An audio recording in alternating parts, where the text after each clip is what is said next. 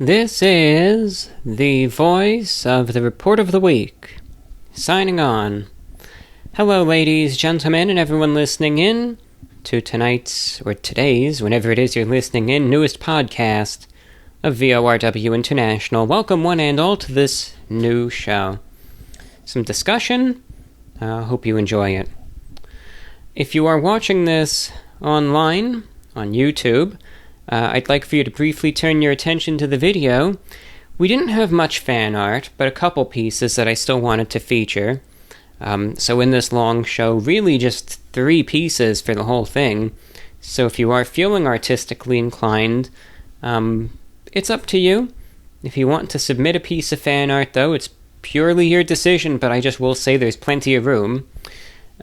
Make anything you want, that's the whole point of it. Anything you're feeling artistically inclined to do.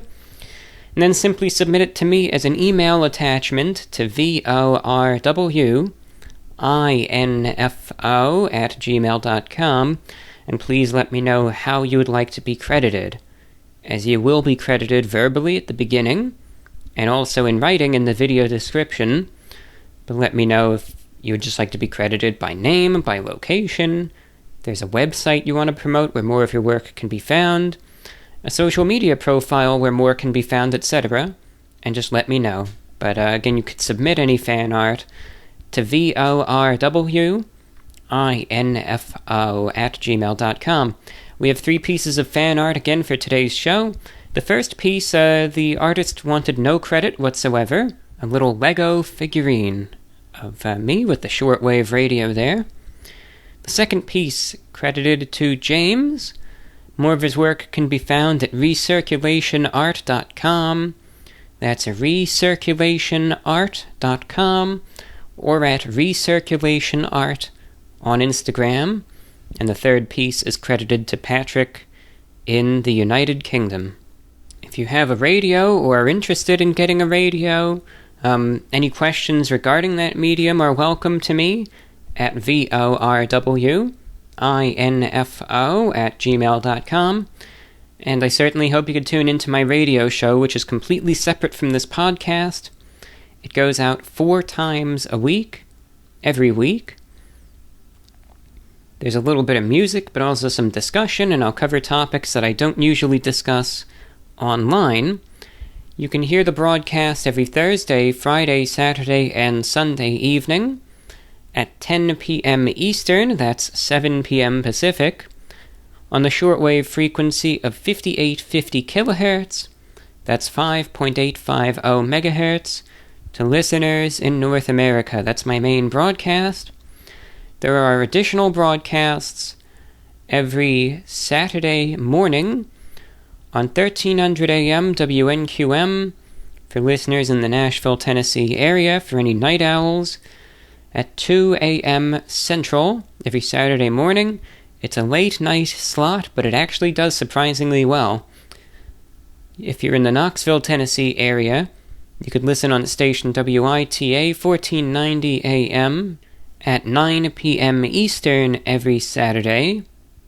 If you are in the state of Utah, you can tune in on KYAH 540 AM at 10 a.m. Mountain Time every Saturday, and an additional shortwave airing to listen to goes out on 4840 kilohertz, that's 4.840 megahertz, to North America at 12 a.m. Eastern every Monday morning. That's 11 p.m. Central every Sunday evening, again 4840 kilohertz, fantastic reception coast to coast. If you'd like to support this program financially, you may do so via Patreon at patreon.com/thereportoftheweek, or via PayPal at VORWINFO@gmail.com. Now please turn your attention to the 2 sponsors who help keep this broadcast going. The Running Jump podcast aims to give people interested in running the jump they need to get started in running. Each episode features lessons for runners and answers to listener emails.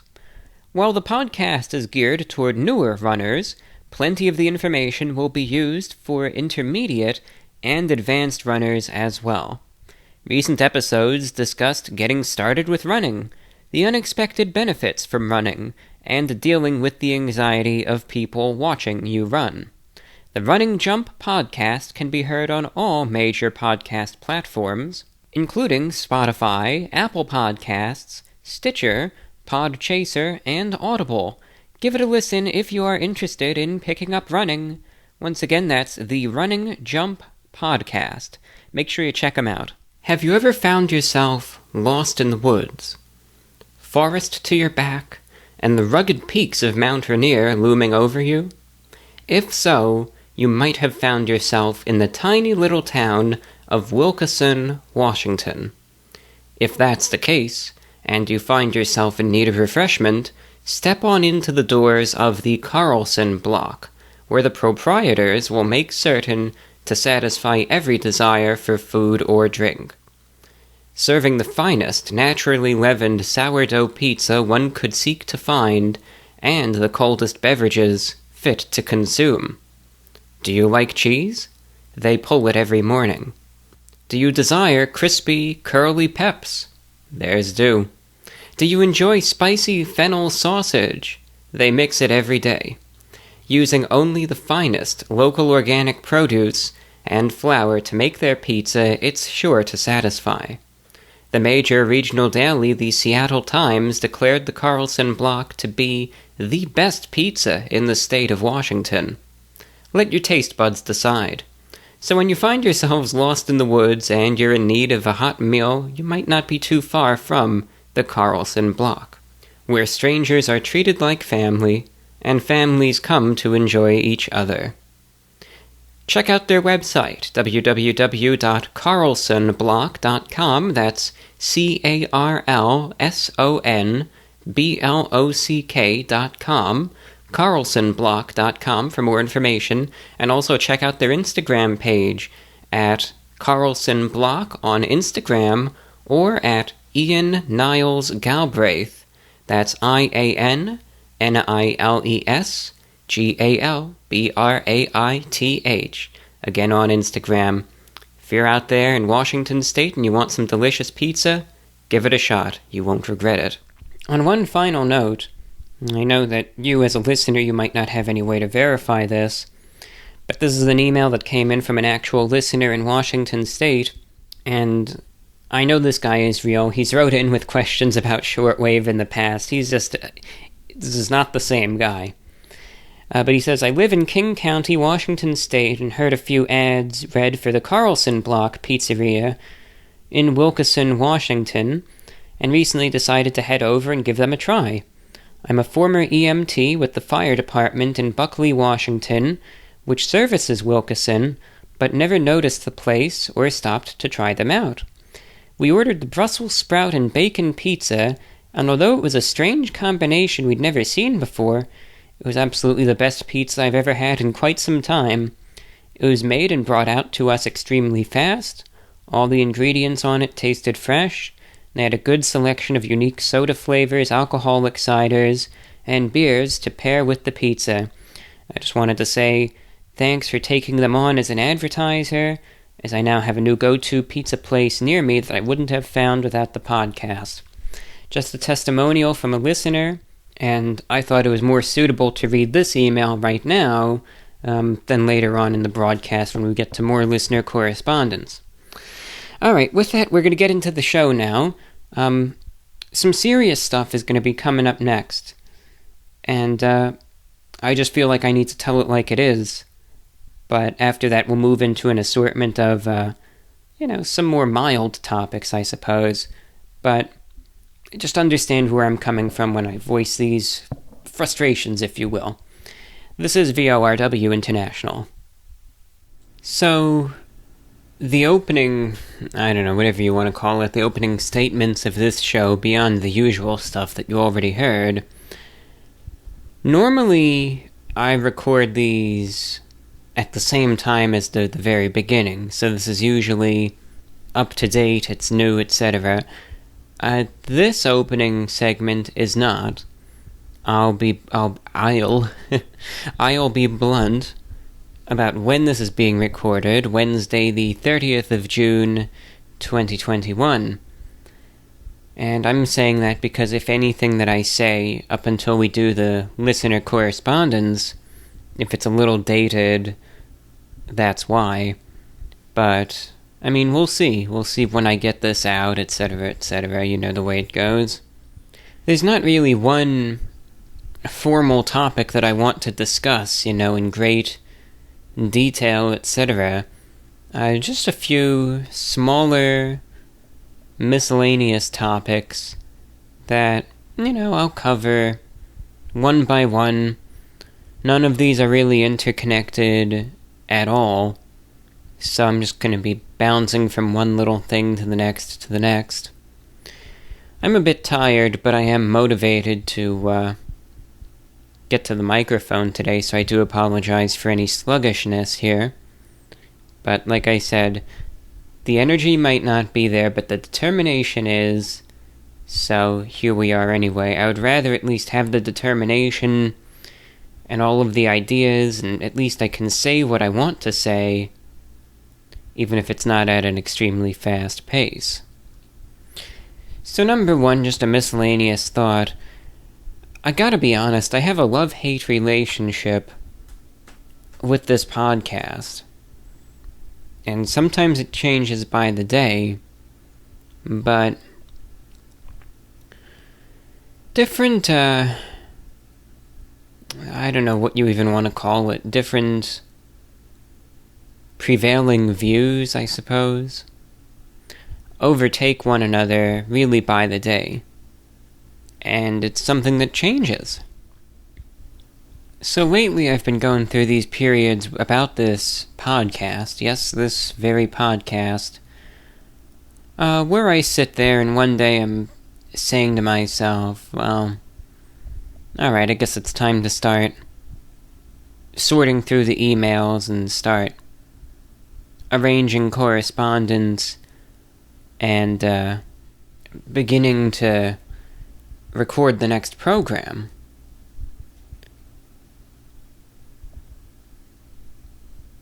And then the next day, I'm thinking, I don't know, should you even do another program, right? I don't know, sometimes I don't really want to anymore. And, it's like a coin toss in terms of whether there's any enjoyment received out of this show, and whether I want to do it. Now, the answer is obvious that yes, I'm going to continue to. I mean, you're getting a new show, so obviously I've made up my mind.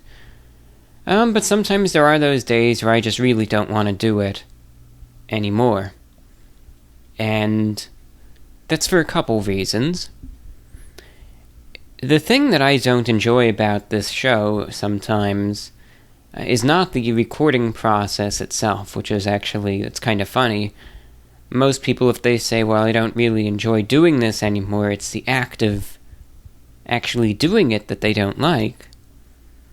Or other factors, be that material, economical, or in terms of the amount of time it would take to edit and record this. But none of that is really a concern aside from the economics, but I'm not going to sit there and waste your time with any of that. But it's just the reception to this show that, I don't know, I just feel like I feel like I'm better off just talking to an empty room sometimes, 'cause at least then I'll just be wasting my time, but there's not going to be any sort of negative repercussions that are going to come of it, beyond the fact that I just sat there and wasted 4 hours of my life that, I could have been doing something else with. Right, if I just sit here at the microphone and I do a show, but I never press record, no one's gonna know. I'm just... that's just it. The only person kind of missing out is me, and not even that much. But if I were to sit there and do the whole show, right, and edit it together, etc., and then put it up, get it broadcast on all the avenues online, however it goes out, only to be received, it seems like two types of individuals predominantly. Number one, you have, well, let's just say A and B. You have Group A, which is a collection of individuals who maybe they like the show, maybe they enjoy it, but obviously based on patterns, one would hopefully infer that this show is normally bi-weekly, although sometimes every 3 weeks, but that's not good enough. So after 4 days of having done the show, despite if you had any intuitive skills whatsoever, you should realize that there's going to be about 2 shows a month. But after 4 days, you got to send in the insult-ridden email time and again, and that's that. And at this point, bring it on. You might say, well, saying this eggs them on more. Well, it's fine. What do I have to lose? So bring it on. And that's Group A, because it's ceaseless. So what does it matter? I've called them out before, and they never stop. So who cares? If I say it, they'll do it. If I don't, they'll do it. So may as well tell it like it is, because it's not going to change this outcome either way. You have to realize that sometimes when it comes down to individuals, provocateurs, etc., your reaction and reception to it can alter the outcome. It's like some people, if you address it, they'll get more fired up over it, and if you don't, they'll kind of, they won't try as hard to be a nuisance, and I understand those sorts of things. But there's others that they'll just be the way that they are no matter what it is that you do. Whether you ignore it, whether you address it, whether you do this or do that. Some people just can't be pleased. And that's Group A. So that doesn't really matter. And then you have Group B, which I feel is again a collection of individuals who I feel maybe their views or ideologies or whatever are diametrically opposite to mine. And they seem to just try to pick every little thing to try to say that their line of thought is obviously the correct way, and they scrutinize every little thing. And that seems like that's the other group of people. Now, I don't have any sort of animosity toward anyone who views things differently than I do. However that might be, and my views sometimes are fluid, sometimes they change, sometimes I go this way or that way on different things, or just my manner of living life, etc., whatever it is.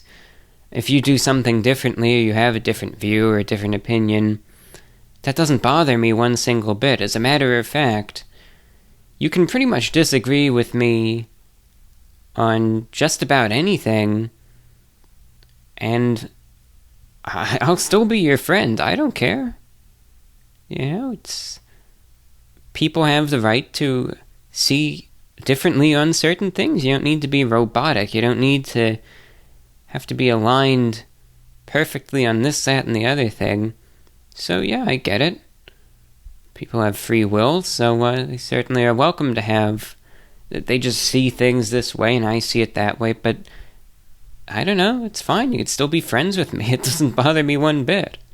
I feel the problem, though, is it's like I feel people are conditioned these days, not universally, but it seems like an increasing number, to think that anyone who disagrees with me is the enemy, and I therefore have to hate them because they have a different opinion than me.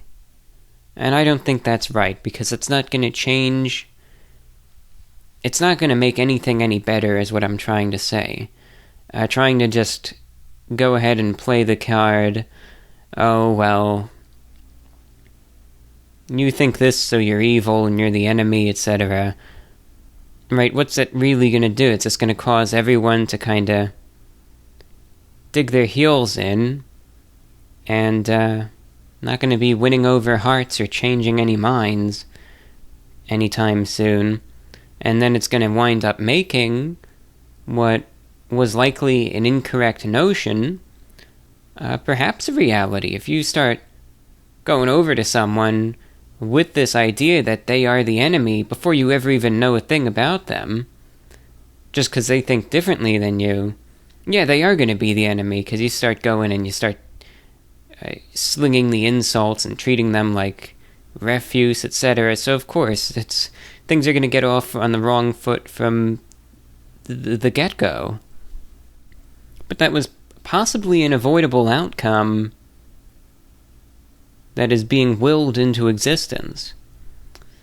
And that's not to say that you should have to feel or think highly of everyone who disagrees with you, right? There are some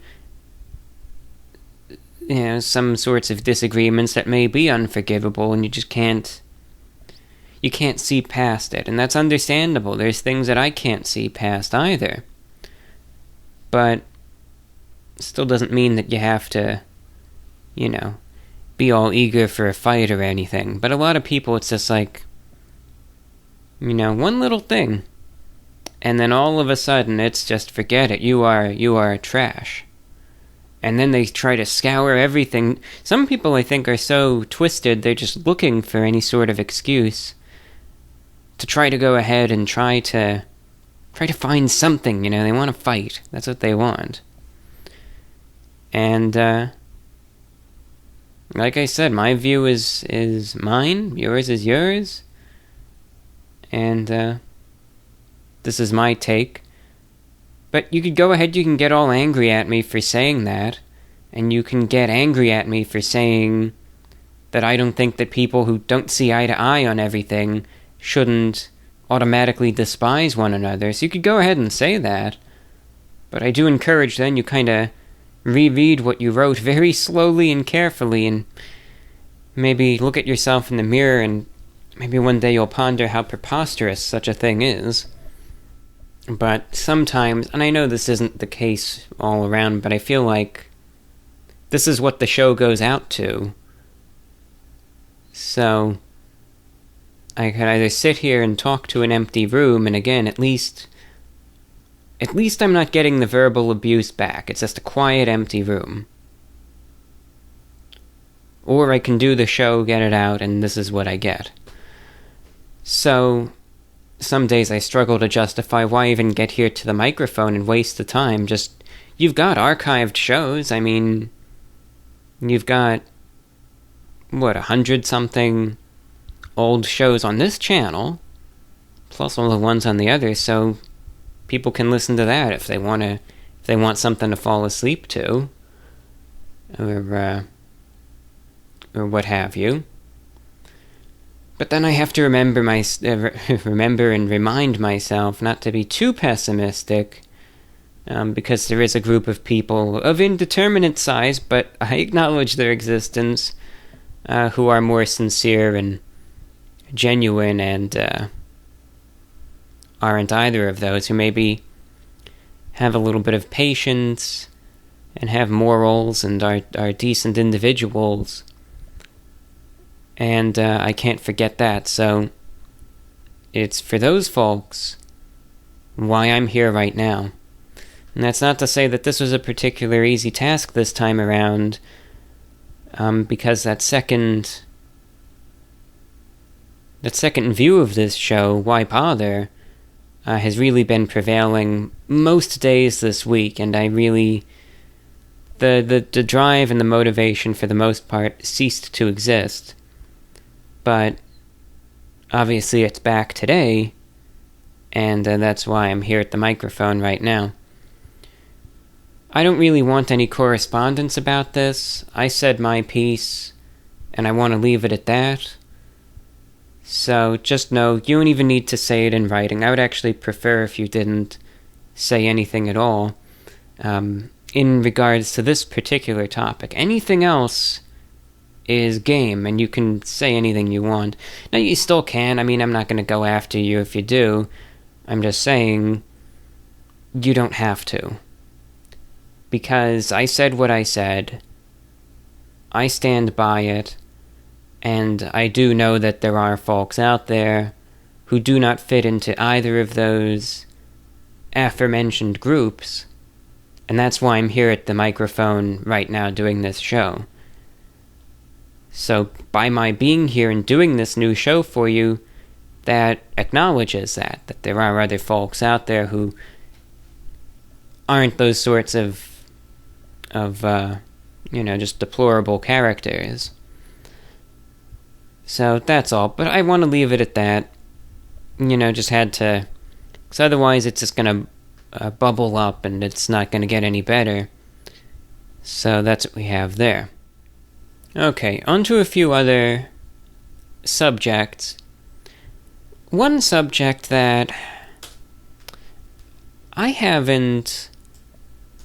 it's caught my attention, but I think this is going to be a bit of a bummer for some, and that's my take on the whole recent UFO craze.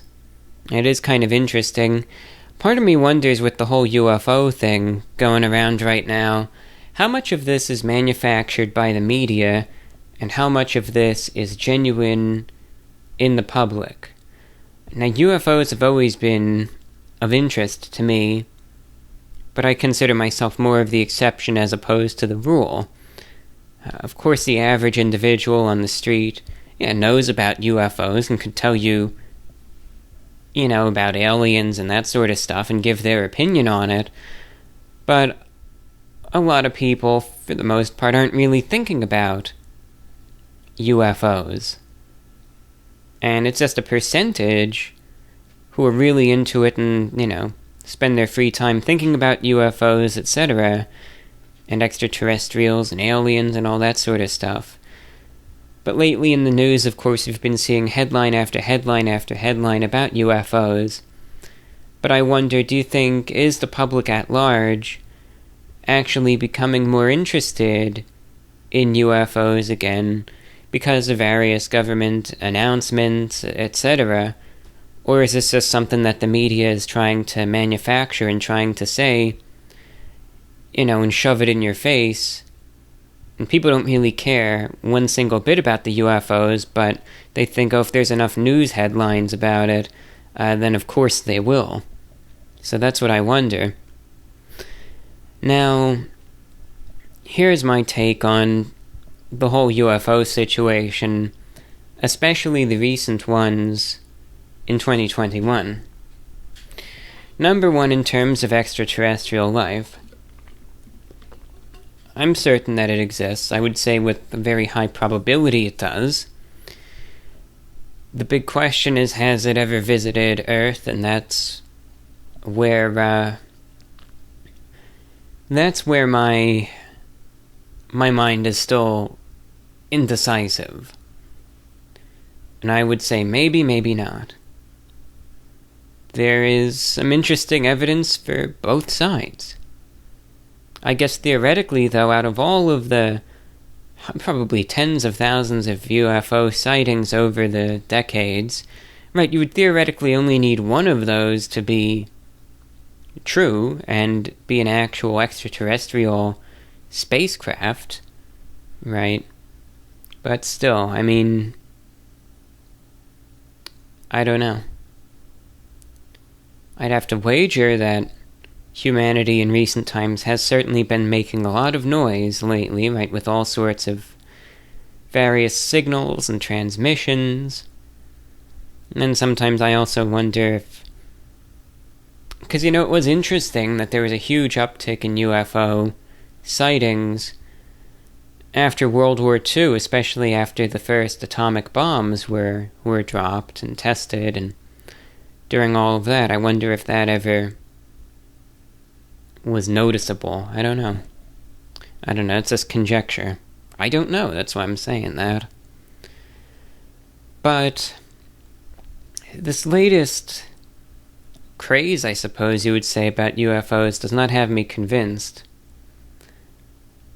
And I would be willing to say, in my opinion anyway, that all of the UFOs that the government is discussing right now are probably government aircraft or drones of the sort run by the US government, yes, the very same government that is claiming to know nothing about them.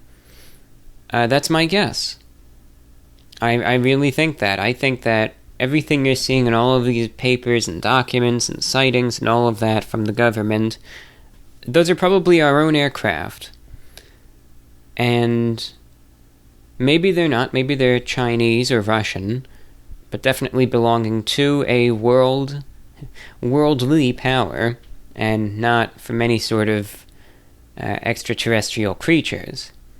That's just the vibe that I'm getting. I don't have any proof to say that, but that's just my consensus.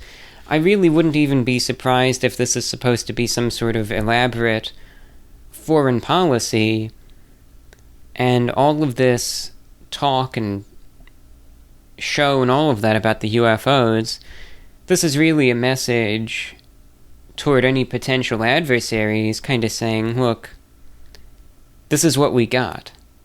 Alright, these are some of our aircraft, obviously highly experimental, kept under lock and key and under wraps, but this is what we got. So, just kind of letting you know, we might even have one of these hovering above Beijing right now, and what are you going to do about it, right? Try to shoot it down and see what happens. And wait until you see what we could equip these with, so I don't know if you should really be messing around. Part of me thinks that this is some sort of foreign policy sending a message like that, and everything that you see publicly that the media is talking about and other folks are, that's just for show, that's just entertainment for the masses, and that's really what it is. Now maybe it is foreign policy, maybe it's just these are secret government aircraft. Just because someone is in the government, or someone is in the armed forces, doesn't mean that they know all of the secrets, right? I could join, for instance, the Air Force or something. That doesn't mean that all of a sudden I'm going to know all of the secrets and I'm going to be given top secret clearance for everything. No. I think a lot of folks in the government and in the armed forces, etc., don't really know more about this than you or me do. And that's what it comes down to. So, that's my sense. That's just the vibe I'm getting from all of this. Maybe it's not, though. Maybe it is something, but this to me just screams intelligence agencies, experimental aircraft, etc. So that's the vibe that I'm getting from the recent UFO craze. But this is unfounded, and this is just what I'm feeling. Now, one other thing, non-UFO related, and I said that I would go ahead and be discussing random topics. Maybe you heard about this, maybe you didn't. I'm satisfied with the number of responses that came in, so I'm not really going to be promoting this. I mean, if you really do want a link to this, feel free to email and I'll send it to you. But I'm not going to sit here and beg people to fill this out, because I really don't see a need for it. I got more than enough responses. Actually, the results that I received for this far surpassed expectations, so I'm happy, and I really don't need anything more. But if you still want to fill it out, you can. But a couple days ago, in, what day was it? I think it was on the 28th of June, I sent out a listener survey to anyone interested. I promoted it just on social media, so I established this survey, and I posted it on Twitter, on Instagram, on Reddit, on Patreon, and on the community tabs of both YouTube channels, The Report of the Week and VORW. And it was a survey that I did for the VORW radio show. This is the first survey that I've done in about 2 years. And listener surveys of this nature were actually much more common a few years ago. For instance, I did, I think, like 4 or 5 of these in 2018, and I did about 5 more in 2019, but then I just got preoccupied. I just forgot about it because of 2020 with all the COVID stuff and my teeth, and I just wasn't really thinking about listener surveys. And then it got to the point where I forgot I ever even did them until recently when the idea came back, and I thought, oh gosh, I can't believe it's almost been 2 years, so I think it's time I do one. So I did the survey. I established it. It was done via Google Forms, which is what I always do. And it's an anonymous survey, at least on my part. I cannot tell whoever is writing in. I don't know who the responses came from at all. There's no identifiable information whatsoever. So it's anonymous for me. I'm not going to sit here and try to ask all these weird questions. Oh, are you this? Are you that? What are you wearing? This weird stuff. I don't care one single bit. I just want I just want responses in terms of, various, we'll cover it in terms of this radio broadcast. And that's all that there is to it. Now, there were 1 or 2 folks who said, I'm never going to answer this survey because you're just trying to data mine. No, I'm not. I'm just trying to find useful information to determine the future of my radio show and make sure all the funds that go into it are being put in the right place and try to determine what stations people listen on and if there's any issues, etc. So, that's what it is.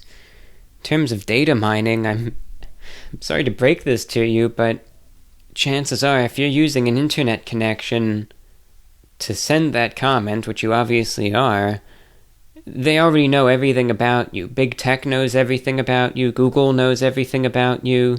The government knows everything about you. You have a smartphone. Congratulations, you're being watched.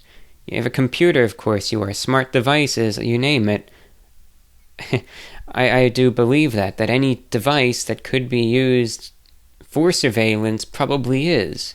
And if it's not the government, then it's big companies trying to understand everything about you for what they say the purpose of advertising. And so what? They'll tell people that they don't when they still will. It's just all PR. That's my take anyway. Anyway, enough of that. So this survey, it got over 5,000 responses, which I'm very happy with. That's the most responses ever for a survey like this that I've done. And I haven't even promoted it in a video, nor do I plan on doing so, because I got more responses than I ever thought I would, so I'm very happy with the results. This was a massive, massive success, and it's great. All the other surveys I ever did, I'd promote them on the social media, but then I would have to go in a review and say, alright, if you're watching this, please check the pinned comment, there's an important survey, blah blah blah, to try to get more people to participate. And most of the surveys would get between, 2,000 and 4,000 responses at an absolute maximum, and I think that was just like 1 or 2 other surveys that even got to 4,000. So for this one to get to 5, with no video promotion, again, that blew me away, but was very, very happy to see that, because that made this extremely, extremely helpful to me. So, this survey is in regards to the radio show that I do. It's not about the podcast whatsoever, because there's no information that I need about the podcast, honestly. The podcast goes out online. I have all the statistics I need for that. I know the types of people that listen to this show. We already discussed the 2 groups that do, and then the third minority as well, and I'm well aware of that, and there's nothing more I need to know. So I don't need to do surveys about the podcast, because there's just, like I said, there's zero information that I need at all about this. There's nothing. The show that I do need information about periodically is the radio show that I do, which is in conjunction with this. It's a show that I do 4 times a week, so 4 hours of content every week. And it goes out on shortwave radio, on AM radio, and is also streamed on TuneIn when the broadcasts are going out. And that's really about it. There also is an archived version on Patreon, but it is behind a paywall, because that's how I'm able to assemble the funds to pay for the radio bills and keep that broadcast on the air. But that's it. And the radio aspect of the show is incredibly enigmatic in terms of any sort of audience, because shortwave radio is, it is the most anonymous means of broadcast probably in history, or at least one of, if not the most, where there are no metrics, there are no analytics, there are no statistics, there's no way to know even one person is listening to the broadcast unless there is direct correspondence, and that's it. So doing these mass surveys is a great way to find out how many people, at least even just of this sample of 5,000 folks, right, how many listen to the radio show, and then via what platforms, etc., and it's just very important information. So, here's how the survey went. The first question was, have you listened to my radio show in the last 3 months? And then I had to say in parentheses, this is not, and in all caps not, to be confused with the podcast. This show goes out on the radio, and music requests are played. Right, and I include that, so it's like, I know you can get this confused with the podcast, but there's no music in this show.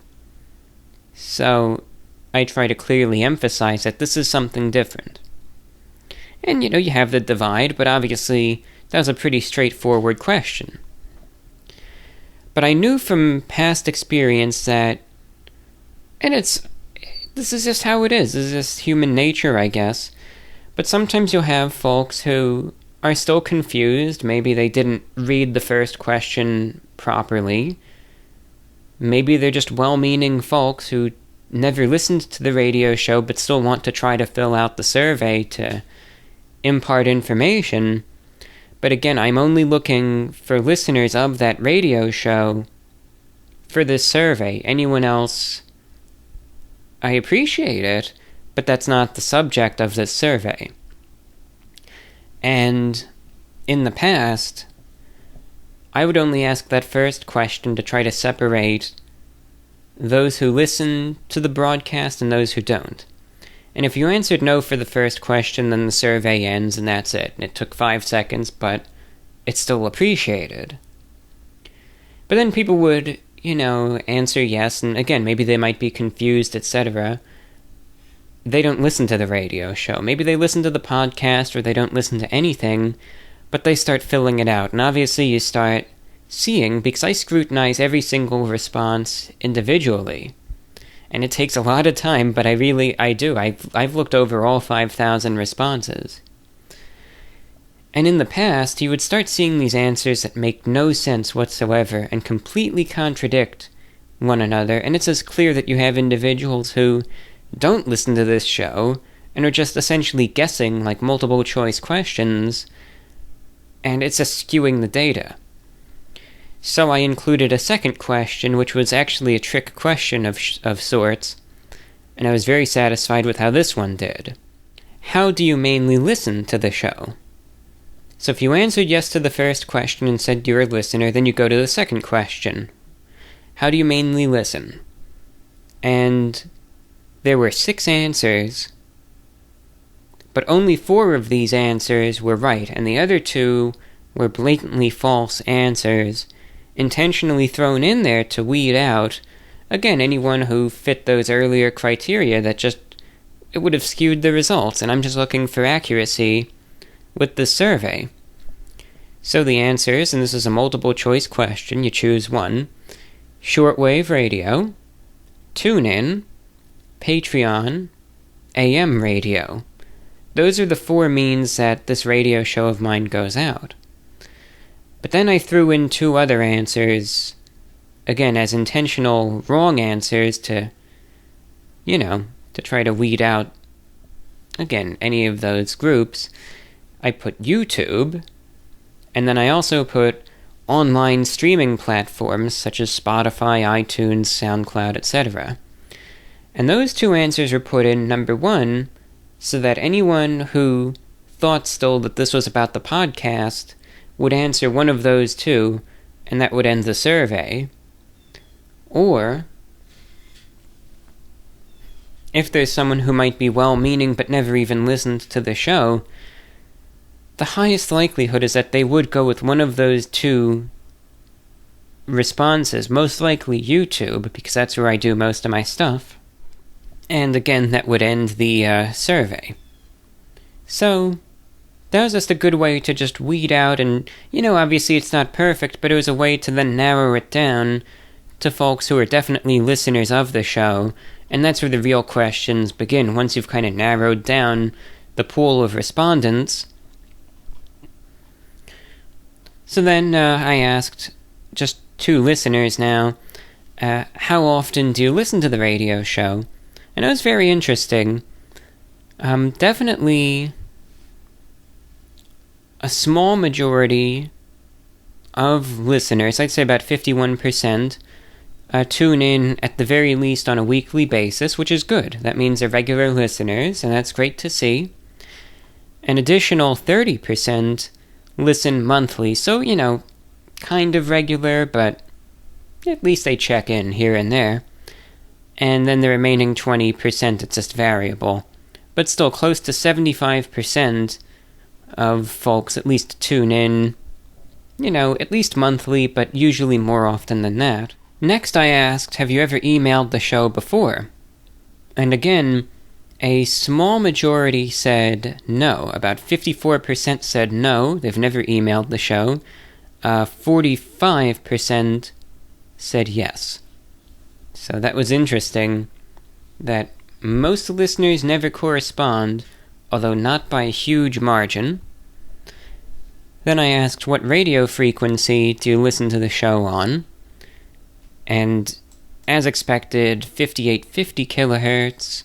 Shortwave had the most responses because that's the main frequency that I broadcast my radio show on, and that's when the brand new shows go out on 5850, so by a large margin, it was 5850.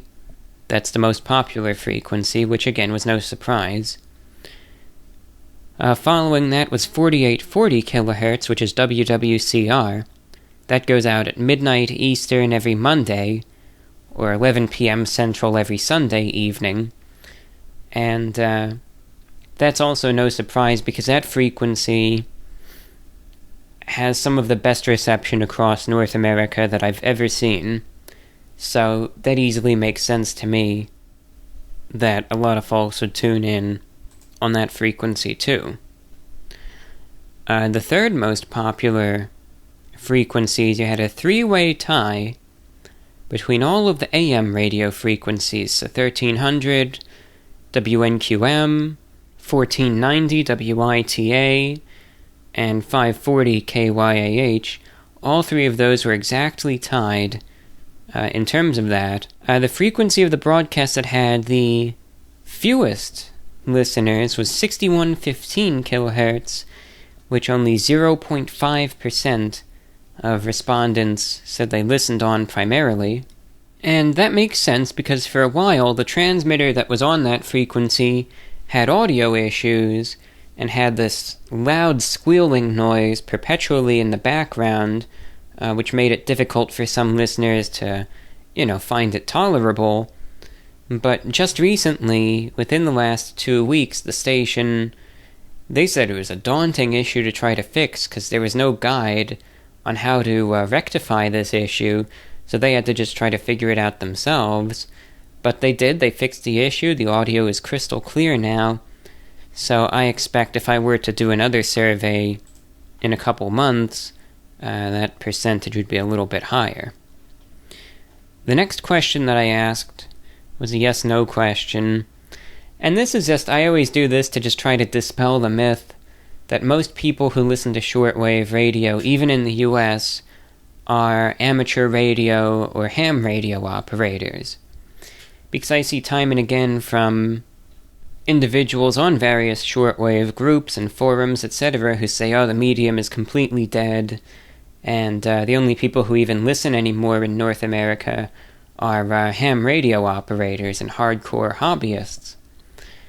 But the statistics here tell a different story, and this again is from a sizable number of largely verifiable shortwave listeners. 90% of responses said, no, I'm not a ham radio operator. Now maybe it's true for the medium in general, but at least in terms of the listening base to this show on shortwave, an overwhelming majority of folks are not hobbyists, are not ham radio operators, but are what I would define as casual listeners. Maybe they have a portable radio and they just kind of listen in. They don't have these huge setups and aren't really talking to other people in the meantime. So that's interesting. The next question was optional, and it was long answer, so you could type in whatever you wanted to. And this is just what I'm always curious, it's just optional. I said, when you listen via radio, do you experience any reception issues? If so, please explain them below. And there's a wide variety of responses that came in. Obviously some listeners did have problems, some didn't. But you get so many of these responses. This is how you can tell that, again, this is reaching genuine listeners, because the responses, you can just tell. And then I go into the final information section. This is one that, this is just, I guess this was reflective of my own concerns, but these responses proved that my concerns are unfounded. Do you think that this radio show is advertised/promoted too heavily via social media? Too many tweets, Instagram posts, YouTube community tab posts promoting radio airings. So by that I mean, do I advertise this show too much? Do I tell people to listen to it too much? Am I too annoying on social media promoting broadcast airings? I've felt that I am. That's how I feel. I feel like I shouldn't really be promoting it at all, because I feel like I'm taking up space advertising this, and I always feel really, really bad about doing it, and I just feel it's like really cringeworthy advertising it, because I feel like I'm just messing everything up by promoting this show. And as a result, I will usually just promote one airing a week and let the others, every other airing that I do, including rebroadcasts, I let everything else go unannounced and unpromoted, because I don't want to take up the time of yours to promote this. And I'll usually just promote one airing, and that'll be that. Sometimes two, but that's a maximum. But the responses were overwhelmingly 97% of respondents said, no, you don't promote it heavily at all. And then the final question was again optional, long answer. If there's anything else you would like to contribute to the survey, please do so here. So, I'm very, very happy with the results and the responses and all of that. Again, if you still want to partake in the survey, it's still accepting responses. And just email me, ask for the link, I'll send it to you, and all's good there.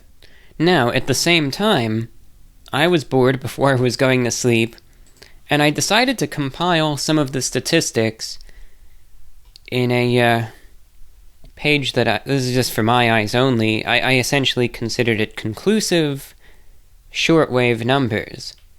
And I took down the exact numbers and percentages in each survey of folks who said they listened on shortwave, and then I lined it up year after year in terms of each survey that I did, and tried to see if I could determine any trends. And there was a trend. So I compiled it from March 2018, August 2018, January 2019, April 2019, November 2019, and June 2021. I lined it all up, and number one, I will say this. The responses that came in for the shortwave were good enough, and most certainly numerous enough, to justify the fact that this broadcast of mine is going to remain on shortwave radio for a while more. So it is in no danger whatsoever. As long as I have the resources to do it, I'm going to keep it going, and there's no doubt in my mind about that. But the trend does show that shortwave listenership has continued to be in decline since 2018. Because despite the overwhelming number of responses, when you start breaking things down more or less per capita and into percentages, etc., and you start analyzing this data and you start extrapolating it, you realize early 2018, despite fewer responses, there were more listeners, again, through extrapolation via shortwave. So what does that tell me? It tells me that this medium of shortwave radio is still in decline. It is in, I would say, inexorable decline. And it's clear that nothing is going to change that. And I'm probably one of the biggest proponents of this medium around. And this is something that I actively promote. So to see these trends emerging not just in plain sight and through, just various observations in the medium itself, i.e. more stations going off the air, listeners getting older and sadly dying off, etc., this is proven even here in this survey, so I'm not surprised. Now, that's not to say that the number in 2018 was vastly higher, but there is a difference of several percentage points, and that percentage has been steadily, though minutely, but steadily in decline over the years. It's a constant, very gradual, but indeed a downward slope that you're seeing. The question then is why? Why is it still in decline? And the reason might not be what people think. Because I would say that, especially when this audience is mostly in North America, the argument that shortwave radio just isn't relevant anymore doesn't necessarily hold water, because it's no more relevant now, if you want to argue that, it's no more relevant now than it was in 2018. Right? So what's changed? So here's my theory. Because if I did this survey first, let's say in the year 2000, then I could easily justify that and say, well, yeah, back then the demographics were different. There are more older listeners who are still from the greatest generation and grew up with radio and listened. Now, of course, they wouldn't be around anymore, or extremely old. The internet wasn't as prevalent, online streaming wasn't anywhere near as smooth as it is now, so yeah, there's more stuff to listen to, etc. And that's true. But what I think contributed to this decline, even over the years, not even lack of programming. As a matter of fact, I would say in some cases, especially among the US domestic stations, there's more interesting stuff on the air right now than there was back in 2018. But what I think changed, even just by a little bit, enough to change these numbers, was interference. And I think that as various technology continues to grow in prominence and prevalence, various devices cause shortwave interference that hinders listening and makes it either extremely difficult or impossible. Things such as maybe various chargers, various electronics that exist now that obviously weren't made in 2018.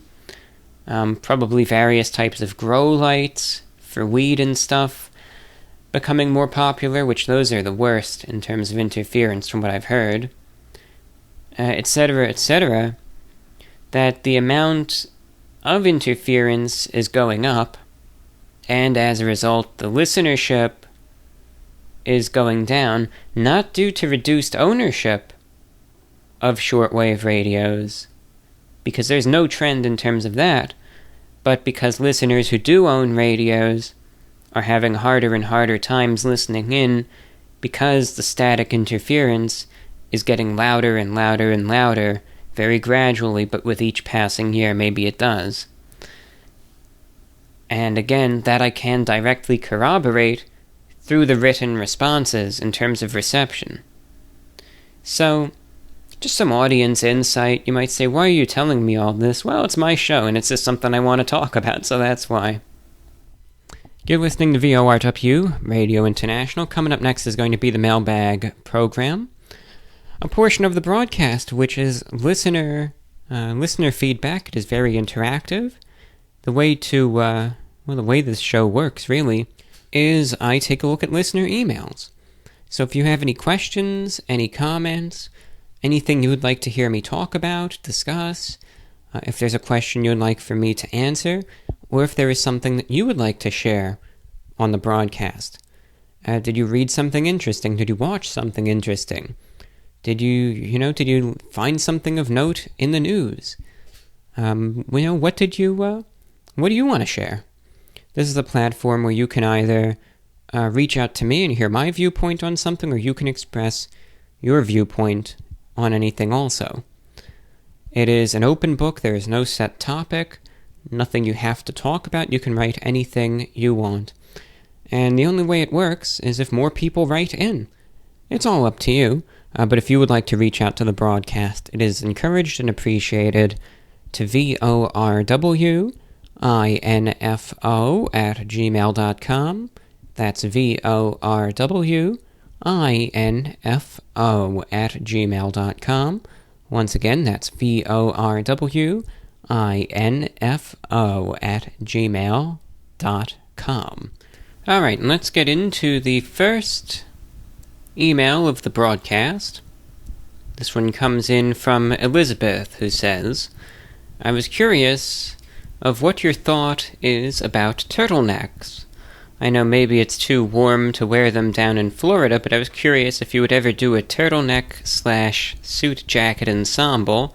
You dress so well, and I know you wear what you're most comfortable in, so I was wondering of what you thought about wearing them. Most kind regards. So thank you, Elizabeth, for your question. Turtlenecks. Now, personally, I would not wear one under any circumstance, really. They're just not for me. If someone else wants to wear it, I really don't care. They could wear what they wish. And I have seen individuals pull off the turtleneck suit combination. It's certainly not a look that's for everyone, but if someone wishes to don those particular garments, I see no problem with it. It doesn't cause any issues to anyone, so why not? Me personally, though, I wouldn't. I just find that it's too informal for me to comfortably wear. I always want to have a collar visible, be that your standard turn-down dress shirt collar, or a more old-school wing collar, or a stand-up imperial collar, but I always want to have a collar visible, preferably with a tie. Now, granted, I theoretically could wear a shirt and tie under a turtleneck sweater, but no one's going to see it, so it's just that doesn't matter at all. So no, it's just too casual of a look for me, but I hold nothing personally against the garment. And I think, like I said, there are definitely some folks out there who can pull it off. So, that's my take. Thank you for your question. We next hear from Alexis in the Philippines. I'm a relatively new fan of your work, both the reviews and the podcast. You're the first person to teach me a lot about shortwave radio, and I think it's really interesting. Anyway, I'm from the Philippines, and my question is, if I happen to get a hold of a shortwave radio here, will I be able to listen to your show? I don't really know if that was a stupid question, but I still hope I could hear back from you. That would be all, thank you. Keep being amazing, and stay safe. Well, thank you, Alexis, for your kind email there, and what I feel to be a perfectly valid question. Now, I'm not going to beat around the bush here and try to paint a picture of something that isn't. I know it might be disappointing, but the answer that I could presently give you is a confident no. There's a very, very, I wouldn't even want to say slim chance, because I think that's too optimistic. Under very, very, very good reception conditions, there is a very tiny chance, I'm saying less than 5%, that you may be able to hear my broadcast in the Philippines, but that's rare. And that is not the rule, that is the exception. So I would say no, there isn't any chance right now. So if you were considering getting a radio with the express purpose of listening to my show on it, I would advise against it. Now, here's the double-edged sword kind of deal, though. You can't hear my show, right, and that might be a negative, but the good news is that if it is a medium that is of interest to you, you do have the fortune of being in a part of the world where shortwave radio is still more popular than it is here in North America or in Europe. So you will have the ability, if you get a radio, to hear many, many broadcasters with a much clearer signal than folks in the United States, Canada, or anywhere across Europe will be able to get. So it's up to you. You won't be able to listen to my show, but again, you will be able to hear much more on the airwaves than people in other parts of the world will. Because not only are there some listeners still in the Philippines who listen to shortwave, though that number is in decline, there still are a few, but neighboring countries, especially China, Myanmar, I know that's a little ways away, but still, Vietnam, Laos, Cambodia, Malaysia, Indonesia, Papua New Guinea, North Korea, all have considerable listening audiences and many broadcasts that target them. So there are plenty of stations you will still be able to hear.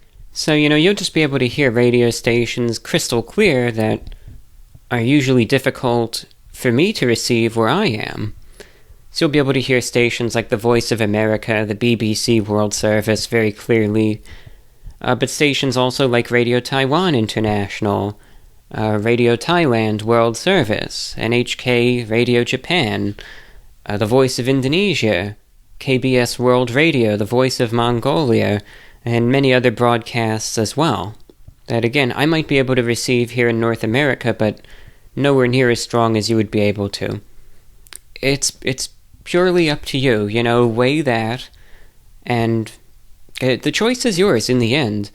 It's not like you're going to be in some sort of dead zone in terms of what you can or can't receive. You'll certainly be able to hear a good amount of stuff. And it's just up to you in the end if you want to partake in that or not. And again, it's up to you. I'm not going to pressure you one way or the other. It's purely your decision.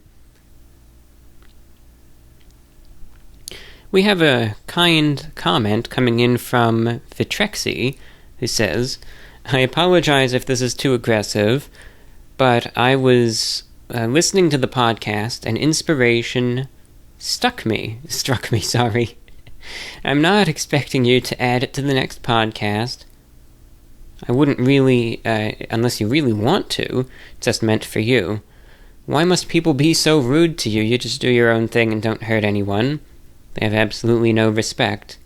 And also, don't take this super seriously. I genuinely do get upset when people are unkind to you, but this piece of art is very exaggerated. I'd never actually beat someone up with a shovel. Please take care. From Vitrexy. Well, thank you. I really appreciate your kind words, and I hope you know that. And I really like the piece of fan art as well. I do. I like it quite a bit, and I sincerely appreciate your kind words once again. I don't know why people are the way that they are. I really don't. That's something that I had pondered for years, and the only answer after all of this time thinking about it is essentially to shrug and just say, well, I guess that's just the way people are. And I know nothing I say or do is going to change that. So, that's not to say that I'm completely despondent, but I feel like trying to actively spend a lot of time and think that you can change how people are, how human nature is, I just don't think that's really going to work. And I accept that people just, again, they are how they are. That's just how it is. Unfortunately, I think there are a lot of people out there who are very, very eager for a fight. And they're always looking for something to yell about or someone to yell at. And they love just being, demeaning toward others, trying to run other people's lives, trying to, the way it goes. And, again, it's just how some folks are. Now, as for me, I mean, my policy and my way of trying to live life is that, I have my thoughts. Right, I have my views, I have my ways of doing various things, and I know for a fact that not everyone agrees with it. So I know that when I give my feedback and views on various questions or answers, various questions or comments, I know that my response is not necessarily going to be the, quote, crowd pleaser, unquote, all the time, and that's okay. But my view has always been, we could have different views, we don't have to see eye to eye on every single thing, but just because I feel a certain way about something doesn't mean you need to feel the same way also. You have free will. You have a mind, you're capable of thinking, you're capable of exercising critical thought, and I encourage you to do that. I'm not a decision maker. I'm just someone who sits here at the microphone and at the camera, etc. I just want to essentially do my thing, and I'll leave you alone. I'm not going to sit there and go after you. I wish that were reciprocated sometimes, but I guess like I've said for like the 5th or 6th time now, I just know that folks are the way that they are, and that's all there is to it. But thank you for your kind words. Jeff is writing in one of your most recent podcasts, you say, you made a quick reference to radio drama serials from the 30s to the 50s. I used to listen to these a lot in the background when I played online games to pass the time while grinding my characters. I really enjoyed the detective shows and some science fiction stuff.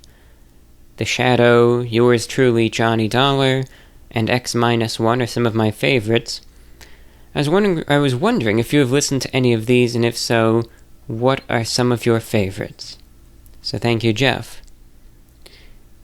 I've listened to classic radio dramas, but not enough to the point where I could even name really a single program. I'll tell you the show that I listen to from time to time.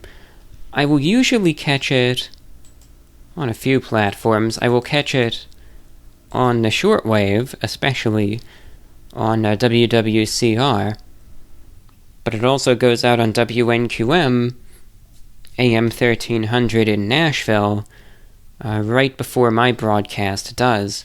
So sometimes if I monitor that transmission, I'll tune in early and listen to the classic radio dramas.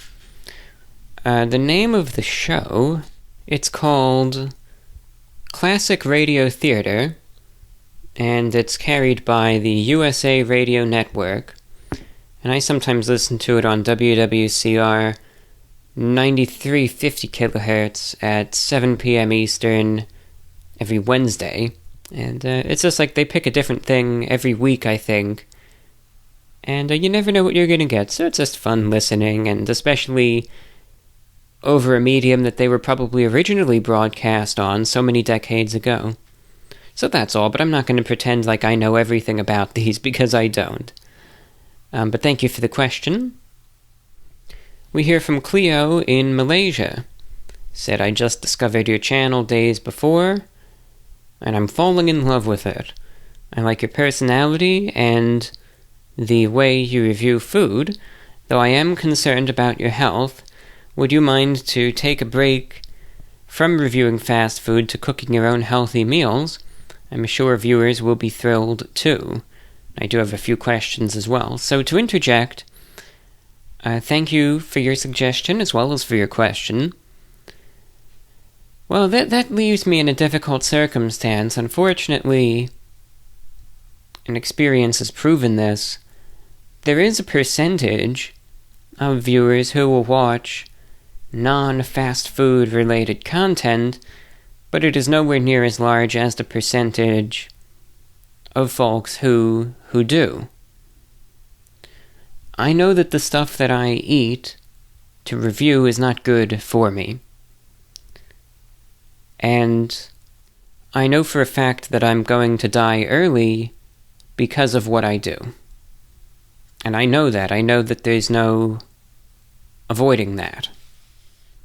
But this is what I do, and I understand the consequences of my actions. Now, that's not to say that I eat what I eat 3 times a day every day. Most of the time, off camera, now I eat very, very little a day. I eat usually just one meal. Actually, that's all I ever eat, just one meal a day, and that's it. I snack a little bit here and there. I do eat, the healthy food. I stay active. I go for decent walks, several miles, as often as I can. And I do try to take those things into account to try to moderate things. But we'll just have to see what the future holds. It's not something that I'm going to write off right now. I know that things can change going forward. And we'll just see what happens. Now, into your questions. Question 1. Since you have a radio show that plays music from time to time, would you create a Spotify playlist for us to listen to? So, thank you for that question. That's an interesting one, and it was recommended to me once or twice. Maybe. There might be a chance. I think some listeners would be appreciative of that, so that certainly is an idea worth consideration, so thank you. Would you ever do a video in which you would dress up as a contemporary teenager? No, I don't think that I would. God, can you imagine that, though? That would be funny. I just don't see that happening, but that would be... Again, I have to admit, that would be pretty funny. Would you open a TikTok account? It's a good way to promote your account too. Right now my answer is no. I know it is an extremely popular site, but right now it's just not something that I want to do. One problem that I think I would also run into on that website is the fact that the content, from my understanding anyway, number one, of course, I think a lot of it is based on music and dance and all that, though it is not exclusive to that, and I know that for a fact. I know there are different things folks do on that site too, but number one, that's just a whole thing that I wouldn't do, So, there's that. The other thing is that, of course, the site favors very, very highly short-form content, and I am the exact opposite. I'm long-winded, I drag things out, and that's just how I am. So trying to condense things to such a short span, for me anyway, is unnatural, and I think any prospective viewers would find that as such as well. And third, I just don't really know what I would do on the site. I'm not big into posting on social media constantly, so if I had it, I don't know what I would really do. I would just use it as a platform to syndicate links to the YouTube stuff, but I don't even know what their rules for cross-promotion are. I just don't really know what I would do. But it's a popular website. I get that. And that's just what it comes down to on my end. Finally, you ask, I saw that you have a Back to the Future poster in your videos. Seems like you're a film lover too. Would you do videos reviewing films? Yours truly, Cleo. So thank you, Cleo, in Malaysia, for your kind words. Movie reviews. Certainly a totally different sort of line of reviewing, but that's something that I would be open to.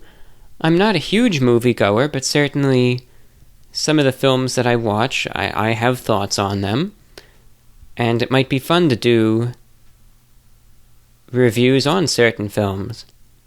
So that might be something to really seriously consider. One feature that I always like using on YouTube, I always like looking at the free movies available on YouTube. Now, most of the time, the free movies that you can watch without paying anything on YouTube, they aren't the best in the world. They're usually low-budget films that you've never heard of, and that's it.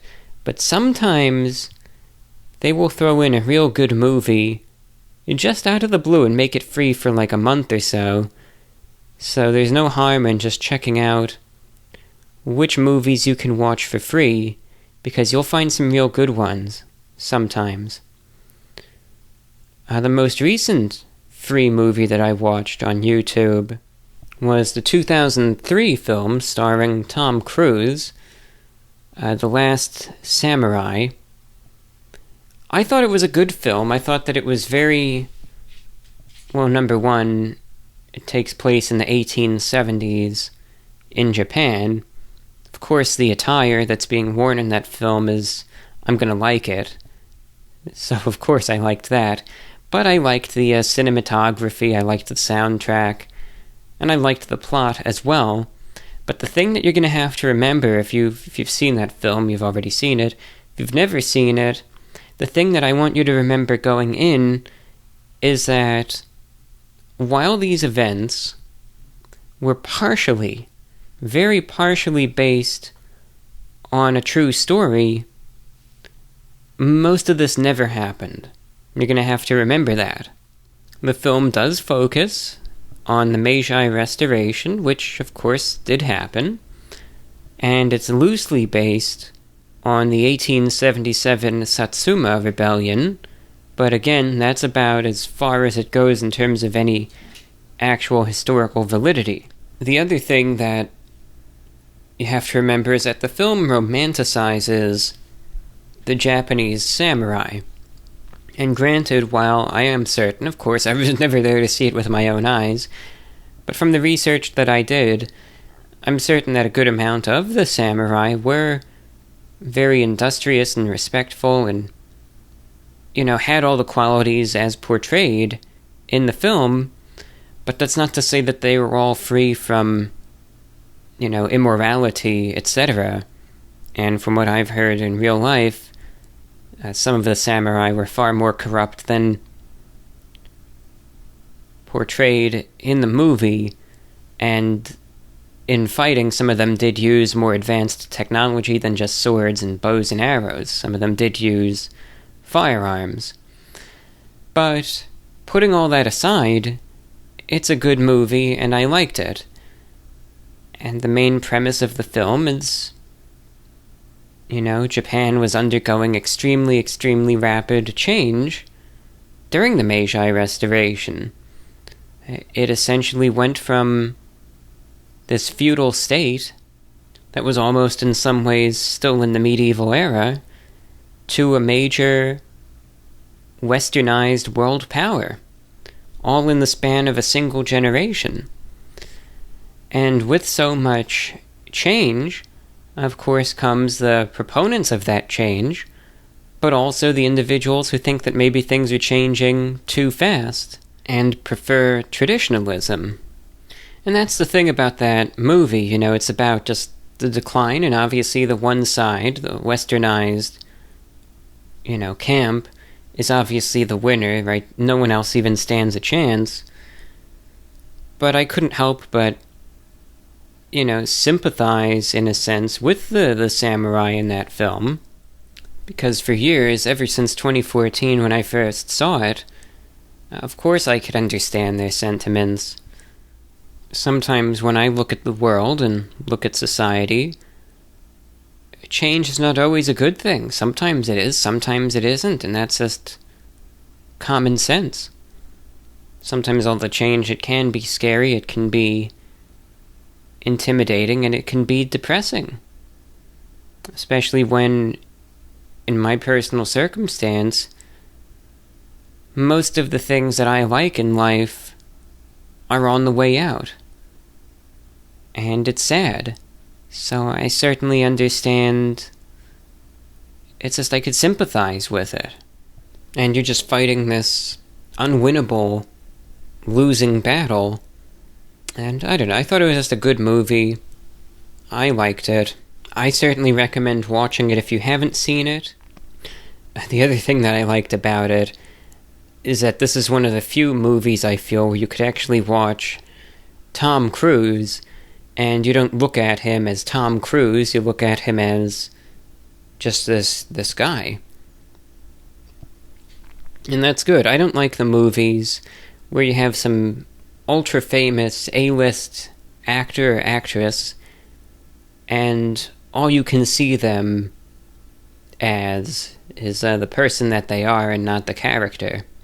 So this is one of those rare exceptions, and I like it. So, there you have it. It's a film. There are lots and lots of fighting scenes, but it's not gory or graphic or any of that, so that's just what you have there. So thank you very much for your question. Next we hear from Richard, who says, just wanted to reach out and send in an email. I was born in Apopka, Florida, but now live in Georgia. Just wanted to say I enjoy the videos and appreciate the content you create. I've never been big on food reviews, but the way you present yourself in the videos is very calming and informative, and I really enjoy them. I wanted to tell you this and again repeat that I think you're great. So thank you, Richard, for your kind words and message of support. Pleasure to hear from you, and I'm glad you find the reviews to be enjoyable, so thank you once again. We have a suggestion coming in from Maggie, who says, I have a suggestion for the Energy Crisis series. I'd love to see your review of the, I'm sorry if I get this wrong, Alani Nu, that's A-L-A-N-I, so I imagine it would be Alani, maybe it would be Alani, Alani, I'll say Alani Nu, energy drink. They appear to be marketed to a different demographic, such as girls, people who care about calories, or people not likely to drink traditional energy drinks for health concerns. I've noticed the bottle has only 10 calories, and its daily value percentages for other vitamins are under 100%. I haven't been able to try it yet because it's out of stock at my local grocery store, but it's just an idea. I think they're often sold at Target. Anyway, have a good day from Maggie. So thank you, Maggie, for the suggestion. Alani Nu energy drink. That's interesting. Alright, well, I'll mark that down, certainly. I know it's been a while since I have done an energy crisis review, so certainly something I'll consider. Thank you for the suggestion. Email next. Next email, I guess. Comes in from Ryan in Utah. Dear John, I enjoyed your take on socks, and socks are some of my favorite pieces of clothing. Putting on a clean pair of socks is one of the best simple pleasures there is. While I wear shorts and sandals when casual attire is called for, I share some of your thoughts about socks with pants. When you discussed how you feel when wearing dress pants, and your pant leg creeps above your sock, I felt exactly the revulsion you spoke of. Though it doesn't make sense to me, it's a terrible feeling. I prefer long socks with pants, and don't at all like when my leg or ankle is exposed when I'm wearing pants, despite regularly wearing sandals with no socks, or no-show socks with shoes while wearing the shorts. I'd like to know your thoughts on the modern men's fashion trend of dress pants, slacks, or jeans with bare ankles. Although I greatly appreciate contemporary men's fashion, I find the bare ankle look so incongruous. It looks like the wearer forgot to wear socks that day, even though they're presumably wearing no-show socks. Beside the look, it also seems so uncomfortable based on my strong distaste for my pants cuff touching any part of my bare leg. Of course, people are always free to embrace what fashion trends they wish, but I'm interested in your thoughts. Also, I'm sorry to hear people had such negative reactions to the delay between your shows. I appreciate all of the time and preparation that goes into the shows, especially VORW. Thanks from Ryan in Utah. So thank you, Ryan, for your kind words, message of support.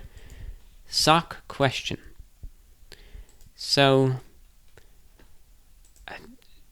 there's no other word in terms of the modern trends except that I hate it. I really do, and that's a strong word, but I truly detest. I really don't care what someone wants to wear. It's your life. You have free will to do what you want to do. But I personally detest that look with either no socks or, again, like the no-show socks with long pants and dress shoes and all that. I don't get it. I don't understand it. And I've never cared for that look. I don't know. Everything about it seems wrong to me. It doesn't look comfortable. I think it looks awful. And I hate it. I really do. If someone's going to wear it, I mean, wear what you want. I'm not going to sit there and pitch a fit. But it's just something I would never be caught dead in. It's just never going to happen. So I am not a fan at all. I strongly, strongly detest it. And that's all that I could really say there. So thank you for your question. It's just not a look for me. But I guess some people favor it. I have to throw the I guess in, because I really don't know, but I guess some people do. We hear next from Catherine, who says, Hey John, I was wondering if you've ever tried Bang energy drink. If not, do you think you would be interested in doing a review on this drink? I've tried a lot of their flavors before, so if I had to recommend any, my top 2 would be birthday cake and cotton candy. Hope you have a wonderful weekend. So thank you, Catherine, for your kind words and question. Been getting some energy drink review suggestions lately, so I may have to, that may be a little bit of like a sign to go ahead and do an energy crisis review at some point. Well, Bang Energy. Now, it's definitely a popular brand. I'll be damned. You know, what is this? The first thing I see, the Bob Ross. What is this even? The heck is this? I don't think that's Bang energy drink. Bob Ross energy drink. Oh, God. This stuff never ceases to amaze me. Well, this isn't Bang energy drink. I searched it, and the first thing that came up was Bob Ross energy drink. Well, who knows? Alright. Very, very well.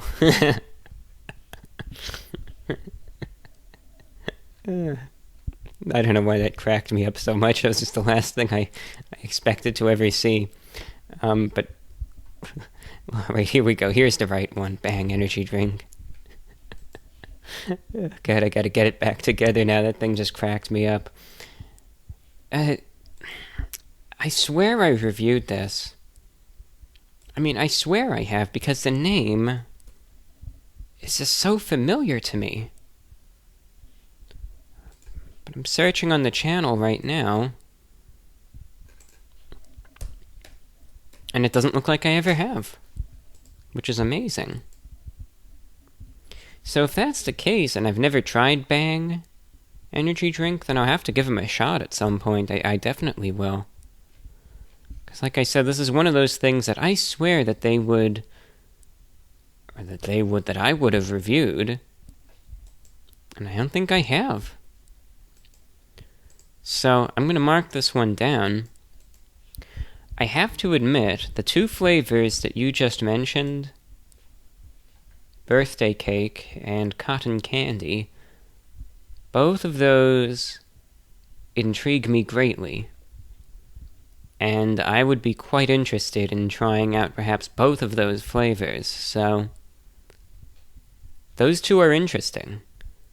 And honestly, if I do a review of it, it might have to be... I mean, I would have to review the original one, of course, or whatever, like, the standard is. But I swear, I would have to buy those two, because I really do want to try that. Birthday cake and cotton candy. Sounds like it'll be either really good or really bad, but... considering that, you're recommending those two, I would have to wager that they're better than they are worse, so I'm going to have to mark this down. I bet seems like a pretty big energy drink, so I'll probably be able to find this at, any convenience store, etc. So thank you for the suggestion. Eric in Winter Park, Florida, question about hairstyles. I've had the same haircut for as long as I can remember, 15 years at least. Basically, I get it cut as short as possible, practically a buzz cut, and then let it grow until I find it unmanageable. I've always been a no-fuss kind of guy about my hair. Lately, though, I've been curious about trying something new. I want to grow my hair out longer than normal and maybe try styling it a bit. I've read a few articles about it, and a lot of them recommend maintenance haircuts whilst growing it out, to avoid awkward stages. I know that your hair is longer than it appears, due to the way you style it, so I was curious as your thoughts on how to grow it out. Thank you in advance from Eric in Winter Park, Florida. So thank you, Eric, for your hairstyle question. So when it comes down to hair and hairstyles, over the years my hair has largely been the same, but there have been a few slight adjustments. Granted, you first start going back to 2011. The product that I used in my hair from 2011 to early 2013 was different than what I've used since then. Since 2013, I've been using a product called Brill Cream in my hair, which is tried and true, it's very long established, and it does a great job.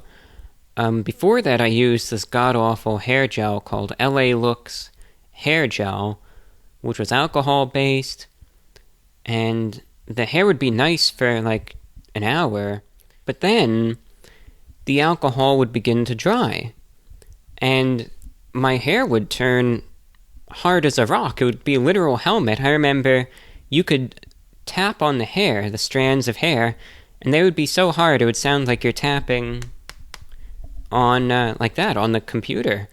It was like a solid object. And of course, this was terrible for the hair, it was terrible for the scalp, and the only way you could even get it back to a kind of regular state is dump copious amounts of water onto the hair until the hair gel becomes more liquefied again. But even trying to comb it, sometimes it would be so difficult, it would snap the teeth off of the comb. And that was an issue, of course. So it was very bad for the hair, and eventually I switched in 2013 over to Brylcreem, which is much better. You can still get the hair very, slick and pressed down, and, very... I just want my hairstyle to be extremely conservative and out of the way, so I don't really want any hair that's out of place or attracting attention. I just want it to be, again, tidy, pressed down, with a very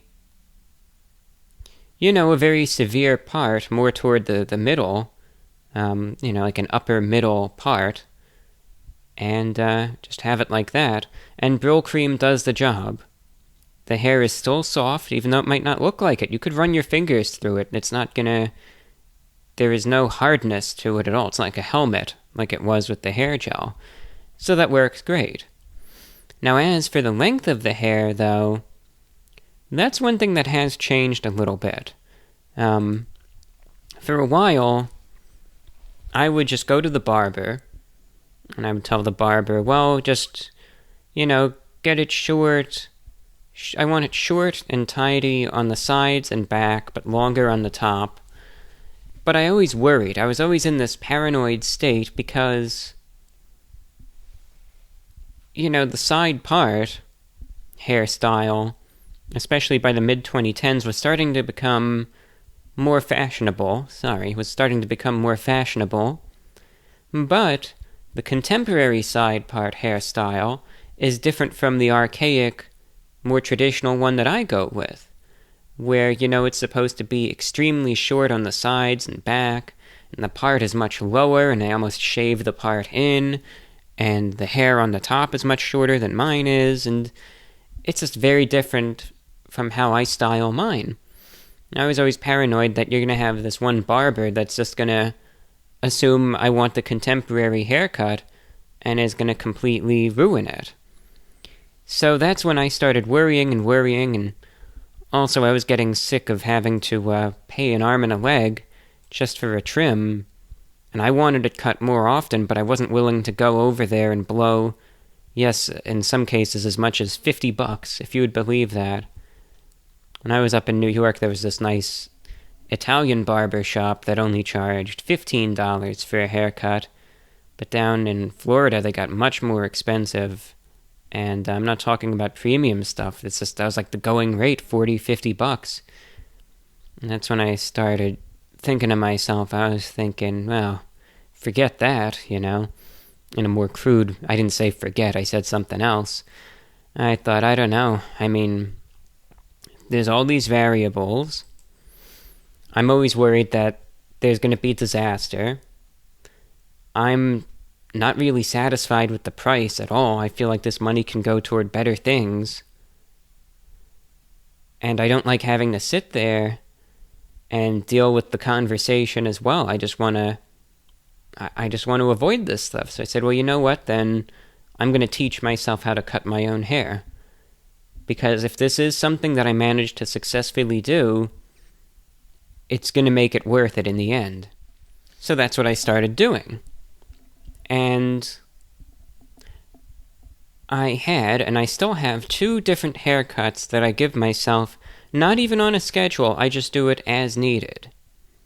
I first started attempting to cut my hair, probably even back in 2016, but I really started trying to get serious about it in 2017, and then especially in 2018, where what I would try to do is I had this old, it was even like a women's facial trimmer or something like that. I don't really care what it was for, but it was very, very dull, but it had a little blade guard on it, and I was happy with using that because this is one of those instruments that will cut some hair, but it's so dull that if you really screw up, it's not gonna be the end of the world, because it's not gonna lob all your hair off. So this was a tool that I began experimenting with in terms of hair cutting, And through a lot of trial and error, but really no disastrous mistakes due to the dull nature of this tool, I was able to familiarize myself with the exact motions that I need to do, where I need to cut it, what adjustments I need to make, and how that needs to be done. So, I still do this nowadays, but now that I feel more confident in my abilities, I've upgraded to, like a professional hair trimmer, and what is it called? Like the wall magic clip or something like that, which that will, shave all your hair off if you're going crazy with it. So you gotta be careful there. But what I do, and this is the more regular haircut that I do, where I take my hair, I comb it as I normally do, so I have the high part, I have it very long on the top, and then longer on the sides and back, and I comb it all back and style it. And then I look, and I see in the mirrors, in the back, etc., is there any hair that is starting, that is long to the point where the end is starting to curl up and starting to have a little bit of a tail, so to speak. If there is, I'll attach the appropriate blade guard, and I'll cut that thing off. So there's nothing there, nothing protruding out, because that isn't what I want. I hate it when it does that, so I cut it off immediately. And I do that as needed. So that's like, in terms of just general maintenance, I do that to keep it tidy, but I'm not cutting all my hair. I'm still letting it all grow a bit, but I'm just cutting the parts that seem to be a little too long. And I do that a couple times a month. Then I have the full haircut, which I'll do maybe once a month or so. And that I usually use a scissor for. And that's where I take all the hair, mess it all up, and then I divide it into sections, and I use my ear, essentially, as the, to measure the length. So I'll kind of have the one side, I'll comb it straight down over the ear, and then if there's anything first that goes along the bottom of the ear, I'll trim that. I'll just cut that off. Then I take the topmost section, comb that back, because I got the longest hairs out of the way right there. Then I see the next section. Okay, now I want to see if this hair goes to about halfway on the earlobe. I'll use that as a measurement, and I'll cut it there. Comb that back once it's cut. Then, and so on, and I gradually work my way up the ear, combing back each section that I've cut to keep track of it, until finally I just cut around the ear, make sure it's nice and short there. I do that on the other side, and then the hair on the very top I just comb all the way forward, and since that's the longest hair on my head, I use my jaw, essentially, as the measuring point, and I just cut along that and just make sure that's a little shorter. And then for the back and sides, again, I'll more vigorously cut with the electric clippers, and again, make sure that there's nothing out of place. It's a whole process, and by the end of it all, I cut a substantial amount of hair off. The floor looks like a barber shop. There's piles of hair everywhere, and then I get a vacuum cleaner, vacuum it all up, and it's all good. But that's what I do. So that's how I do it. That's in terms of when I grow it out, I just cut the certain areas where it just seems like it's a little too long, and I let all the other stuff grow out. But it's up to you. You just have to see, okay, how comfortable am I in terms of cutting my own hair? Do I trust myself? That might be a yes, that might be a no. I can't answer that for you. So that's something you're going to have to decide. I, for one, encourage folks to cut their own hair if they feel confident in their abilities, because it is liberating in a sense that if you're able to do it at least, you can get the exact look that you want, and you can do it the way you want it, so you don't have to worry about anything getting potentially messed up, etc. So I'm always very, very happy with that, and that's what I do. Now, that's not to say that I'm perfect. We all make mistakes. I've made mistakes here and there. But nothing grave, because I don't really go crazy or anything like that. But there was a time once where I was trimming the very back of my head with the electric clippers, and I misjudged something, and I cut a little more hair off in one section than I meant to. But I didn't freak out about it. Sure, the back wasn't completely even after that, but I said to myself, look, I'm not part of any sort of fashion show. I'm not sitting there trying to have the most perfect hair in the world, so you know what, I really don't care. And I just let it go, and it didn't bother me one bit. But that's what it comes down to. Again, my hair is quite long, but I keep it very, very neat and tidy. Because I hate the feeling of hair touching my ears. I hate the feeling of hair that's long on the back of my neck, and is kind of having those little tails curling back upward. I hate that, so now that I have the adequate tools to be able to cut that, it's great, and I really like doing that. I remember once, back in, I think it was early 2014, I tried to grow my hair out a little bit to try to just get a little more length to it, and that's when I kind of realized that, the importance, at least in my opinion, of trying to keep it tidy, even if you want it a little longer. Because I remember once when I was just trying to grow it out untamed a bit, it got to the point where I remember someone said, you look like Don Draper, the guy from Mad Men. You said, you look like Don Draper with a mullet. I thought to myself, oh God, that's not the look I'm going for. And I realized, I guess it's not as easy as that. I guess you can't just grow it out and expect it to take care of itself, so you gotta make adjustments, and that's exactly what I did. But now, instead of, again, going to the barber, I make those adjustments myself, but I'm very happy I'm able to. So thank you, Eric, and I hope your haircutting endeavors go as smoothly as you hope. Next, we have a few questions coming in from Joanne in San Diego, California. I have a few random questions. I have naturally developed a biphasic sleep schedule. Having a day job doesn't align with my night owl tendencies, so this is my compromise. I sleep from midnight to 3 a.m., wake up and do stuff, then sleep from 7 a.m. to 10 a.m. What type of sleep pattern have you had recently, especially with appointments early in the day? So thank you first for your regular listenership. Always a pleasure to hear from you, and for your questions as well. I know you have a couple more. So I can speak from experience in terms of biphasic sleep.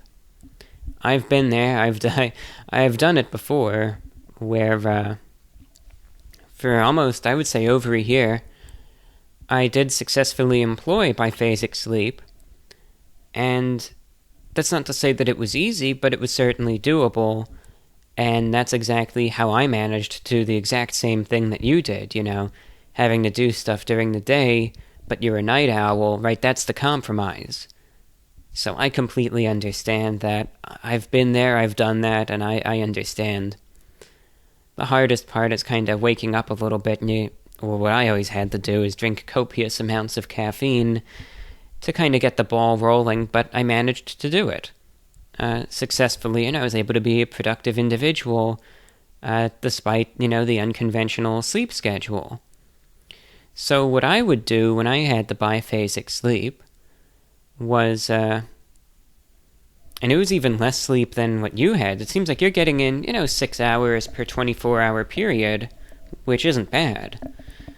In my case, I was getting in maybe 4 hours per 24-hour period, but again, I ran off of that for a year, so even though a good amount of sleep is nice, I don't necessarily need it to do what I need to do. But in my case, I always called them naps, I took the first nap from, around 4 a.m. to 7 a.m. So try to get in about 3 hours of sleep there. Then I would wake up, down an energy drink, then maybe follow it down with a cup of coffee. Then around noon, I would have 16 ounces of coffee, so some more coffee. Then at 3 p.m., I'd have about 12 ounces of coffee. And that would be just enough to get me going, and I would crash out at around 4 p.m. I'd sleep from 4 p.m. to 5:30 p.m., wake up, have another energy drink, and then, because I would naturally be most active at night, that would be enough to keep me going through the night, and stay up until, again, around 3:30, 4 a.m., where I'd crash out again and repeat the cycle. And I did that for a year straight, successfully again. So I understand that sometimes it's what you have to do to kind of get the best of both worlds in, you know? So I understand that. My sleep pattern now is just all over the place. It's an ever-changing sleep schedule. And what I have to do when I schedule appointments is I have to factor in my changing sleep schedule as, as it might be 2 weeks from now. So for instance, I had a dentist appointment, early in the morning a couple weeks back. And it was difficult because my sleep schedule, I was going to conflict with it. But what I had to do is I just had to figure, okay, I'm just going to try to fall asleep when I normally do. And if I only get 3 hours of sleep, I'm just going to have to live with it. Because that's just what I have to do. I just have to deal with it. So that's just what it took. And I only had 3 hours of sleep that day. At present, my sleep schedule has been... I've been falling asleep in the early to mid-morning hours, and I've been waking up in the mid to late afternoon hours. So last night, for instance, well, I guess last morning, but you know what I mean, I fell asleep at around 11 a.m., and I didn't get the most sleep. I woke up at 5 p.m. The day before that, I fell asleep at 9 a.m. This is an interesting one. I fell asleep at 9 a.m. I woke up at around noon, was tossing and turning for about an hour or two, then fell back asleep until around 7 p.m. Then the day before that, I think I fell asleep a little earlier. I think I fell asleep around 8 a.m. and woke up, maybe around 4 p.m. So that's my sleep schedule right now. I have an appointment coming up next week. And the last time I was at that doctor office and had to schedule the appointment in advance, I was awake in the afternoons. But I thought to myself, I bet 2 weeks from now, I'm not sure if I will necessarily be awake at this time. So I scheduled the appointment early in the morning, because I thought even though right now I'd be asleep by then, I bet with my changing sleep schedule, I'm going to find myself awake at that time 2 weeks from now, so that's when I'm going to schedule it. So it's all guesswork on my end, and I have to try to predict my own sleep schedule 2 weeks ahead of time, but I think that's going to work out. It looks like it's all aligning up, because right now my bedtime is around the mid-morning. So by the time I give it another week, assuming it fluctuates a few hours each day, by the time this doctor's appointment comes around, I'll probably be getting tired around, 2 p.m. or so. So an early morning appointment will be fine. So I just have to try to predict that, but that's what it comes down to. It's just... Nowadays, it's one solid sleep, but the time upon which I fall asleep is completely variable, and it is just at the mercy of the elements, essentially. There's nothing that I can predict. It just does what it does. So that's all I can really say there about that. Your second question, have you ever tried out the weighted blanket trend? I just got an 8-pound Barabee blanket out of curiosity, and I didn't notice any change. Perhaps I need a heavier 15-pound one to feel anything. I tried out a weighted blanket in 2019. Now, I have to admit, I wasn't a really big fan of it, but I'll tell you why. The feeling of the weight from the blanket on me didn't bother me one single bit. That was not the issue, actually. The problem for me was that even though I felt comfortable sitting there, or I guess laying there, with the weighted blanket on me, when it came time to try to roll over or lay on my side and then roll over to the other side, that's when there was a big issue for me. And it seemed as though it was much more difficult to try to do that.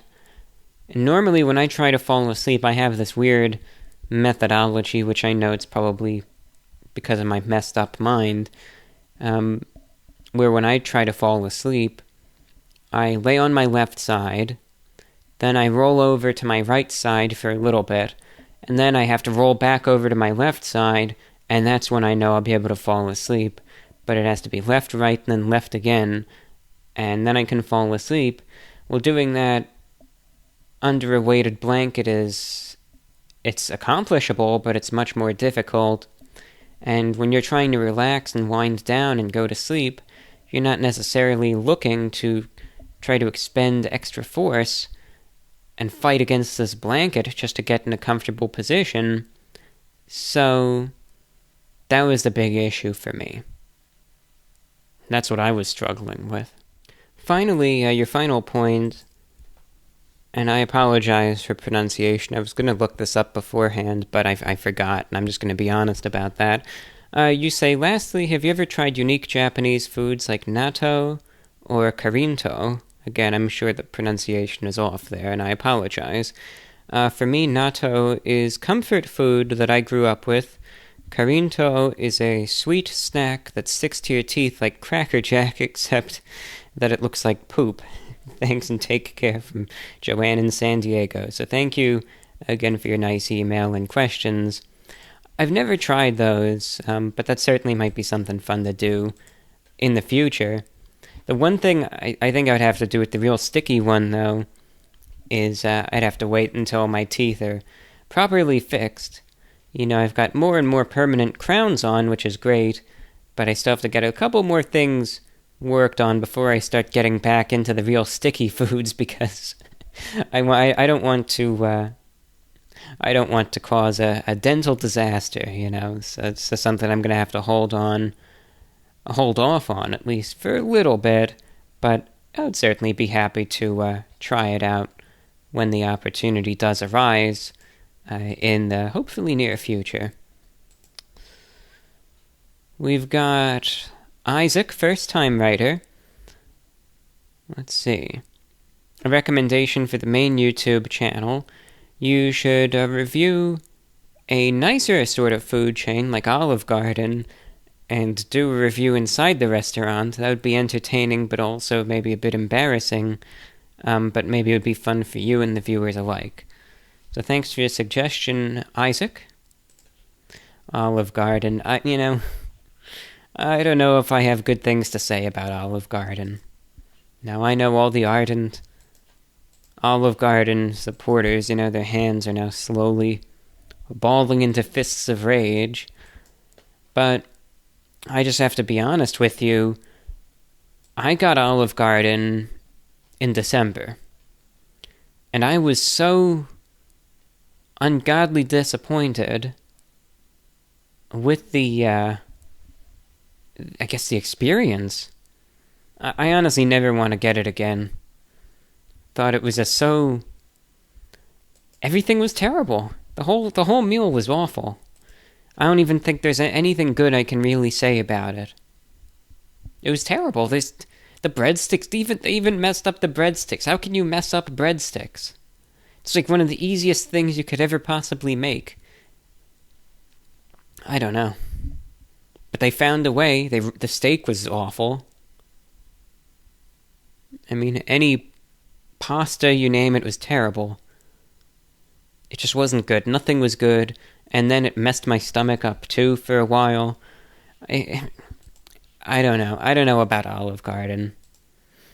Maybe this is just my experience. Maybe I just ran into a bad one, but it's not a place that I have any intention of returning to anytime soon, because it's not an experience I wish to repeat. So I don't know, it's just one of those things. That's all I can say about it. This is my experience. That's all that I can say about it. But obviously for other restaurants, maybe that'll be something that'll happen. I don't know, that's not really me, but I can't say never, right? This question is short, and this isn't the answer that anyone wants to hear, but it's all I can say. I can't sit there and pretend that I've seen this or haven't or whatever. This comes in from a listener who goes by CNS. Hi, John, I have a question for the next Mailbag episode. Have you seen the film First Reformed, directed by Paul Schrader? I think you may enjoy it, and I'd love to hear your thoughts on it. Thanks. Well, unfortunately, I haven't seen that film, so I just can't... I can't give any thoughts on it. I can't sit there and... I mean, I guess I could, but it would be mean of me to sit there and try to say, just like make something up on the spot. Sit there and say, oh yeah, First Reformed. Oh, that's my favorite film, I think you'll agree with me that the Halloween candy scene is the best one, right? It's like, what are you talking about? You could sit there and pretend all you want that you've seen it, but it's just, you're just lying to the person in that case, so... No, I haven't, but maybe that'll be something that I'll get around to. Again, I was talking about movies and some of the stuff I've been watching earlier, and while I am not the biggest moviegoer, I might have to give it a shot. I'll have to read more about that film and see what it's about, and then go from there. We have a short comment coming in from Troy, actually on the subject of the celebrity fast food meals, which is a topic that has been really the length of several shows, but that's fine. Just says the original Travis Scott meal with the bacon quarter pounder, french fry, barbecue sauce, and Sprite was a good bargain. Normally that combo costs $11, but the Travis Scott meal reduced the price to $5, basically half price. Ordered it several times for the savings alone. The J Balvin meal was nothing special, but the BTS meal introduced new Korean sauces, so that made it worthwhile to try at least once. So thanks for your feedback there on the celebrity fast food meals. That is true. Some of them do offer the supposed goods at a better price. That's a good point. John in Fairbanks, Alaska, also writing in with a short comment. Just thought that I would chime in since you mentioned Alaskan mosquitoes. Here in Alaska, we have tons of mosquitoes. They start to emerge during breakup season, which occurs during late April. The first mosquitoes to come out are really big and slow. Alaskans call them the state bird, followed by the mosquitoes that may be familiar with you in Florida. They tend to stick around until September to early October, when the first freeze of the season occurs. Anyway, I love your content, and always look forward to new releases. John in Fairbanks, Alaska. So thank you, John. Yeah, I'm glad that we're able to have a listener up there in Alaska to essentially confirm that indeed there are mosquitoes up there. Because I'd seen videos and pictures of it, and I thought to myself, wow, I never knew it was that bad. Because I think some people, when they think of Alaska, they stereotypically think of, the North Pole, and they think, oh, yeah, Alaska, isn't that the land of 365-day snowfall, and the whole state is just like this barren, snow-covered plain, and there's just constant blizzards, and there's ice everywhere, and you have polar bears, and you have penguins running around, and all of that stuff. I imagine in the winters it might get like that, with the exception of the penguins, of course. But no, it gets quite warm up there, doesn't it? At least in some parts of the state. And of course, with the warmth, I'm certain mosquitoes follow. So, thank you. Glad we were able to get a formal clarification there. You're listening in to VORW International. Alright, I took a little bit of a break, and now we're back. I want to read another batch of emails. Of course, some are longer and tongue-tied. Some are longer than others, but let's just work with what we got.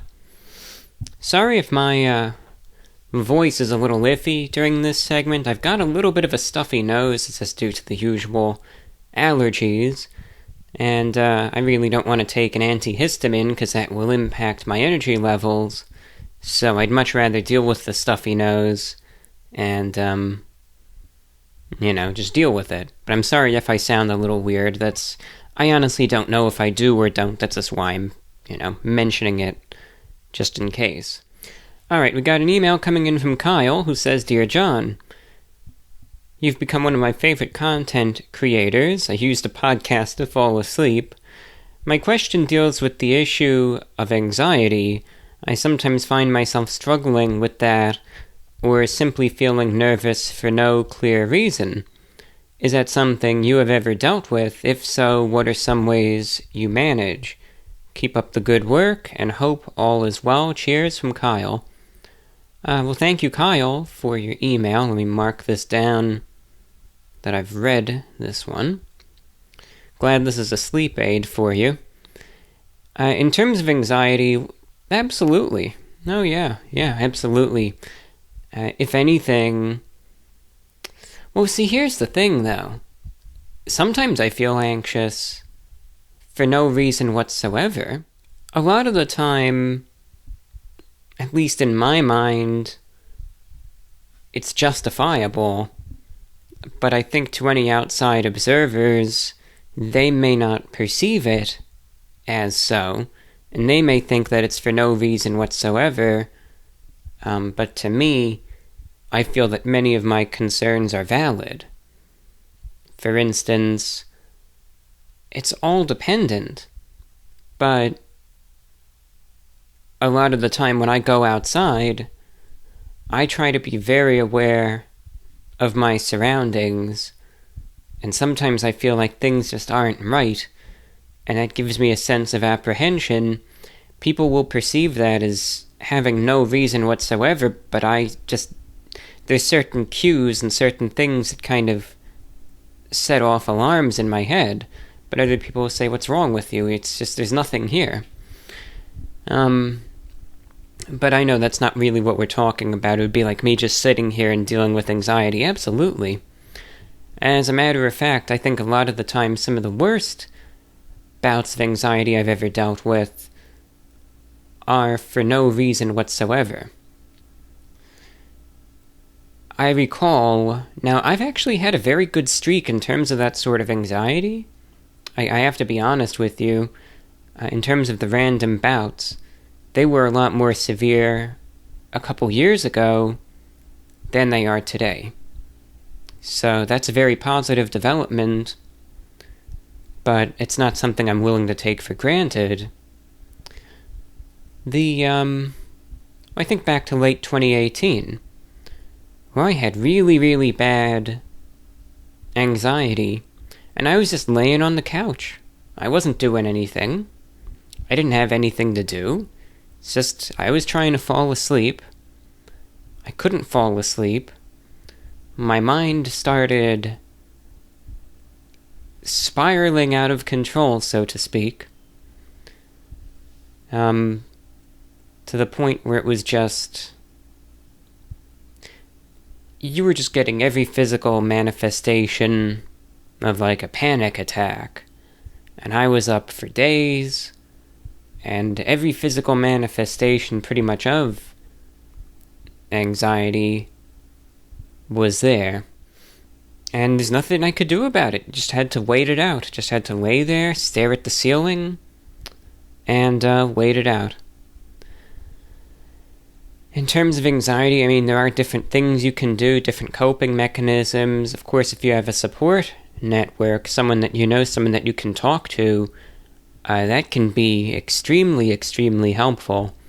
And that can sometimes be the difference between the anxiety getting the best of you or you being able to stay in control. That can really be that defining. It can. Not always. Sometimes you can have a support network and it doesn't do a thing, but it could be a huge, huge help. Other times, trying to distract yourself in some cases can work. Trying to listen to certain things, watch certain things, trying to keep yourself occupied, whatever it is. Sometimes that can work, sometimes it doesn't. Depends on the severity. There might be some cases where it's so bad that you will have to take something for it. And, granted, there's different things that work for different people. I've tried different things in the past, and I know what works best for me, right? But that's not the case for everyone else. Me personally, I don't like taking things, and I'm not taking anything right now, nor have I for years, because, and this is just the way I perceive it, I would rather just deal with it than take, in my case, SSRIs that I don't particularly like. So I deal with it. I don't take a single thing. And I personally feel like that was the right decision to make. I feel much better. I think I'm doing great. I feel like my mind is clear, and all is good in that regard. But just because that was the right decision for me, and I feel like it's worked, doesn't mean it's the right decision for you. Everyone's body is different, everyone's health is different, everyone's mind is different. So what works for me is not necessarily going to work for you. And there's no shame in going to a professional and having those conversations. And if you need that outside intervention, that might be what works best. Like I said, it's different for everyone. And there's different things that work for different people. Benzodiazepines may work better for some than SSRIs, or vice versa. Thing you have to be careful with benzodiazepines, though, things such as Valium, Xanax, Klonopin, etc., they certainly can help.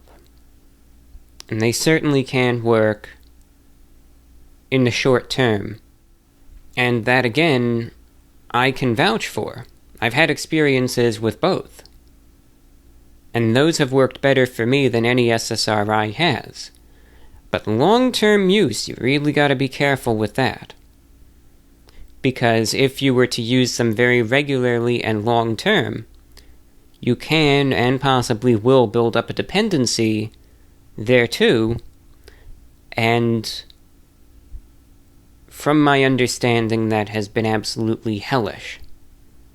So, you just can't go overboard with that sort of stuff. But different things work for different people is what I'm trying to say, but I wish you sincerely the best. This one comes in from an anonymous listener.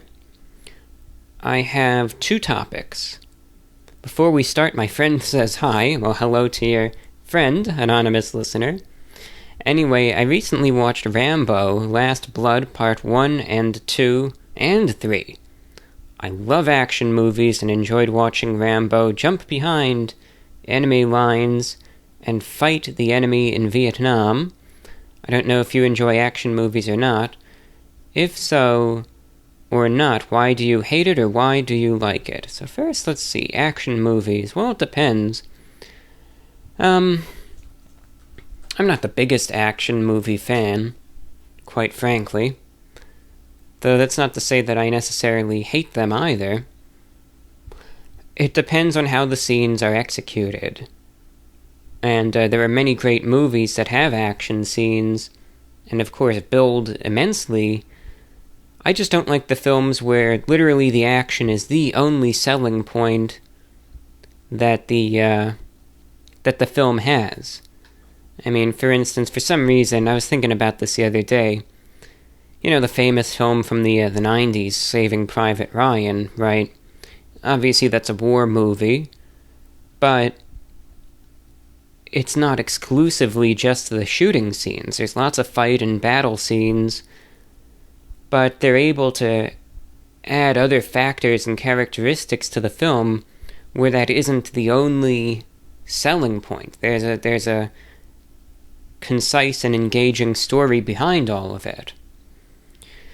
Now, people are going to not like what I say, but I feel like some of the superhero movies, not all of them, and I'm not naming names here, but I feel like some of them, the only selling point they even have is going off of an existing name and trying to be so action-packed that the plot doesn't even matter, and it's just about the fight scenes and how much CGI they can throw in, and it's just so overdone to the point where what's supposed to be interesting just gets boring. So, it all depends. I don't like action or fight scenes that are overly graphic as well. It's just, I know that for the sake of realism, yeah, if you're fighting someone with an axe or something, of course there's going to be blood, and of course there's going to be that sort of stuff. But I already know that. That doesn't mean that that's something that I want to see. Right? I was watching some other movie the other day, and, I don't know why I even watched it. Actually, it wasn't even that, I don't know. It is what it is. I was watching, the two, because I know there was a remake, I think, done in 2021, or maybe it was a sequel, I don't know. I don't really follow this sort of stuff. But I was thinking about some of these movies that I saw clips of years ago on television. For some reason, the 2003 slasher film, of all things, Wrong Turn, came to mind. And I was looking around and I saw that it was available on YouTube. I don't think the guy who uploaded it really should have. I think there might have been a little pirating going on over there. Either way, though, the full movie was up on YouTube unofficially for free, so I thought, I got an hour and a half to kill, so I'm going to watch it and see what there is to it.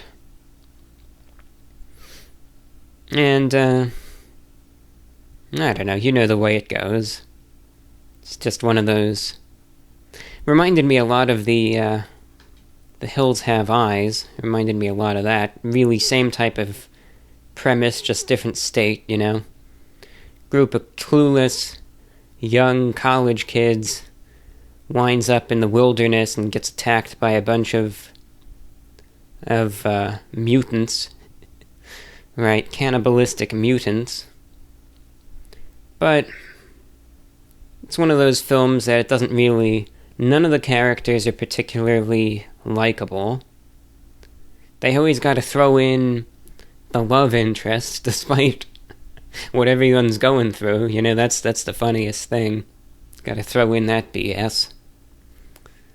And I don't know, the whole appeal is supposed to be these barbaric mutants, you know, killing off these college bros in dreadful ways and doing dreadful things. I mean, that was the whole appeal of the 2006 film, I think it was, The Hills Have Eyes, right? But that takes place in New Mexico, and these are mutants from nuclear fallout, whereas Wrong Turn are just a bunch of, I guess, just inbred mountain men in West Virginia, so the film says.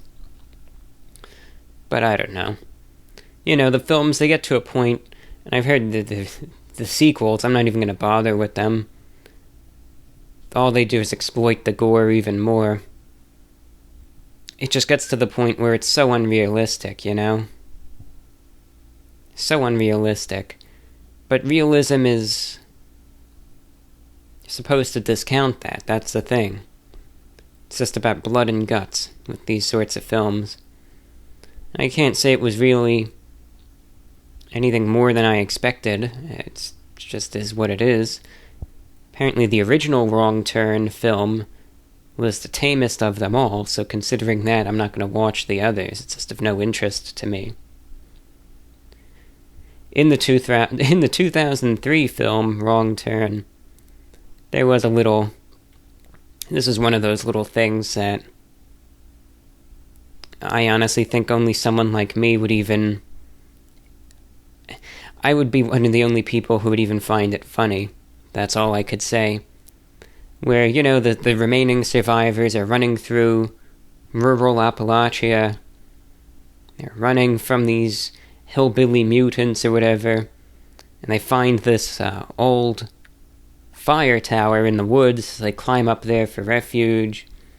And they find a radio in the fire tower, which they use to contact the police. But it is just one of those stupid technical things that I found funny, no one else would. But it turns out the radio in that is obviously a shortwave radio. And the frequency that it's tuned to in the film, just considering propagation, I mean, would be useful in terms of reaching someone maybe 500 miles away. There's no way that the local police are going to have a shortwave radio tuned to that frequency to just talk to some fire tower. I just thought that was funny, just the technical stuff, but no one's supposed to think that far into it. You're just supposed to see a radio and ignore what it is or what it's tuned to. Anyway, it's movies like that I'm just not really a fan of. It's just so excessive. That's another reason why I stopped watching the television series The Walking Dead. It's not even to say that the writing wasn't any better. It wasn't. And I felt like they kept recycling the same plot. But the excessive gore got the best of me, and I said, I'm not here to watch this trash. So I stopped watching. Anyway, you do have a second question. I know many people will disagree with me, therefore I would like to be kept anonymous. I have turned toward anarchism. Many people have the thought that anarchy is about surviving by yourself, and freedom, however, it is not. Anarchy is about no leaders whatsoever. There still are rules, but everyone has to agree on that. I wanted to clear that up because I only hear bad things about anarchism and the philosophy behind it. Have a good day, night, or evening. Goodbye. So thank you for your email, and let me mark that one down as read. I don't agree with your choice, but you have the right to believe what you wish, and I respect that. Anarchism, though, you know, it is funny that you bring that up. That's an ideology that has never appealed to me. I was listening when I was going for a walk the other night, though. This is actually some interesting timing. I was tuned into an AM station. I was scanning around on the shortwave, and reception just wasn't the best, so I turned to the AM radio, and I was listening to a talk show, and the host actually was interviewing a guest, and it was an interesting discussion. They were talking about anarchism, but they were talking about anarchism and what it is and if it could ever be applied with conservative values, which was interesting. That was a very interesting discussion. And, you know, it's like, there are certain principles that they discuss that I could understand. I don't support the ideology, nor is it anything that I am, but there are certain few principles behind it that I can understand, such as maybe being a little skeptical of the government in certain ways, right? I get that, I understand it. And other certain principles anyway, such as, you know, protecting yourself and protecting your community, various types of self-sustainability, are certainly notions that I can get behind, but I think this all needs to be in combination. For instance, in terms of protecting oneself, I think everyone should be able to do that. But I still think we need the police. I think there are times, though, where you might find yourself in a situation where before the police get there and can do anything, you're on your own for a time, so you have to be in tune with the situation, what's going on, fight or flight, make that determination of what the best thing to do is. And if you're in the, between a rock and a hard place, go down swinging if that's what it takes. But it's like, I could understand some of those principles, but in the end, I think we need government. Right now, government isn't perfect. I don't think it ever necessarily has been, and I don't know if it necessarily ever will be. Right?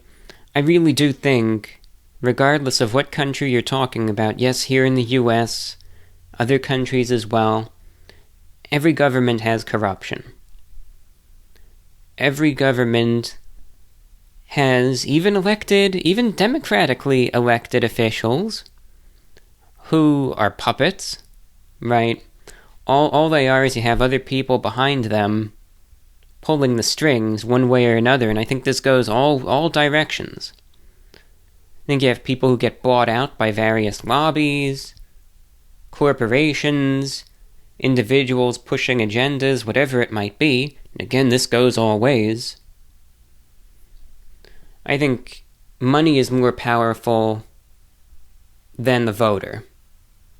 People will say otherwise and could still have the elections and stuff, but in the end, money talks. And the prospective candidate, could sit there and give you whatever campaign promises he or she wants to, but once they get elected into office, are they really going to come through on those promises, Are they? Or are they going to bow down to whoever is feeding them the most cash, right? It's not to say that's how they all are. But it's not to say you don't see a lot of that, because you sure do. But at the same time, and this is merely my philosophy, I think knowing how human nature is, and I think that there are more bad people in this world than there are good, considering that, you at least have to try to have some sort of form of government and some sort of form of law and order. Right? Remember my ideology. I believe in freedom, that people should be able to be free to do what they want, providing it's not hurting or harming other people. My definitions of those two things, hurting or harming other people, are sometimes on the more conservative side. But if you just want to go and have a good time and live your life, I don't see anything wrong with that. Or if you want to do or be what you want and you're not dragging anyone down, like I said, I see nothing wrong with that. It's your life. You have free will. Just don't hurt others.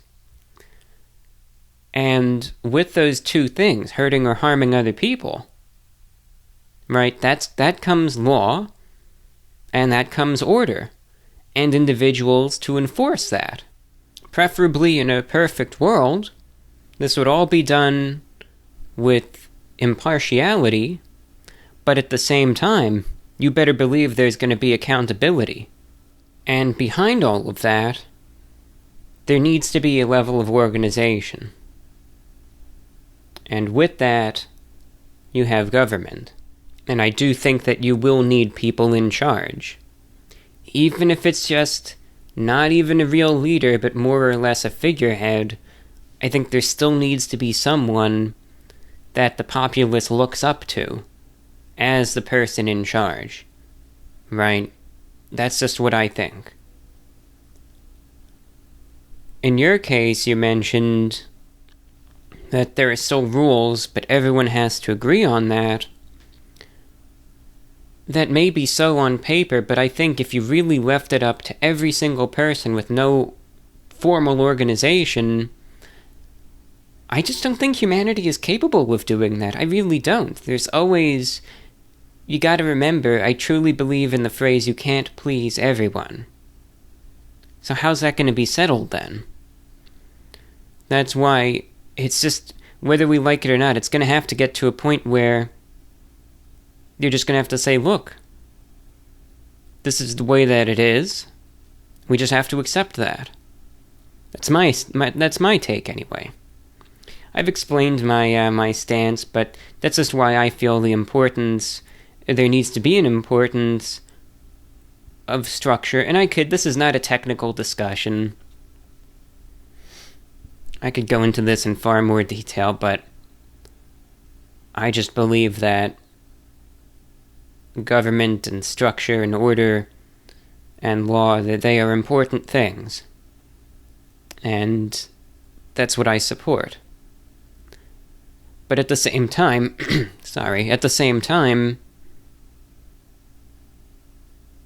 I understand some of those points raised about self, etc. I think you know what I'm trying to say anyway. It was just kind of fresh in my mind in bits and pieces from that radio show I was listening to, so interesting stuff. But again, look, all listeners are welcome on this show. I don't have a problem with you because that's the ideology that you view, right? You see, you're treated here with respect and dignity, and as far as I'm concerned, in this broadcast, we're all friends here.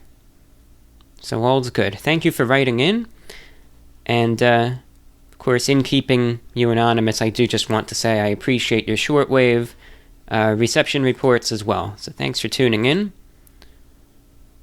We've got Zach in Wilmington, Delaware, regular listener, was tuned into the most recent podcast and noticed someone poking fun at you in a doodle of sorts depicting you holding the globe with a monocle. What caught my eye is they wrote Gween, as if you had a problem pronouncing R's when you were young doing the Energy Crisis reviews, but sure enough, I went back and somehow I never noticed it. I actually used to have the same issue as a child and went to speech therapy to get it fixed. I wasn't sure if you had a similar experience or if it just went away for you. I went to a doctor a couple of times, and a couple times a week, who would do things like put an apple juice-soaked popsicle stick in my mouth to depress my tongue and have me read different things. It was a kind of weird experience thinking back, but it did fix the issue. Anyway, I'm enjoying the show. Thank you, Zach. So, as you mentioned, there was no offense taken in that piece of fan art on my end because the listener was simply outlining the truth. And it's actually something that I actively kind of poke fun at myself for. But yes, when I was young, my voice, I certainly had some issues. And one issue that I had, I think more pronounced back then, was I would sometimes enunciate certain things as a W, when it really shouldn't be that way. I also had an issue with the TH sound.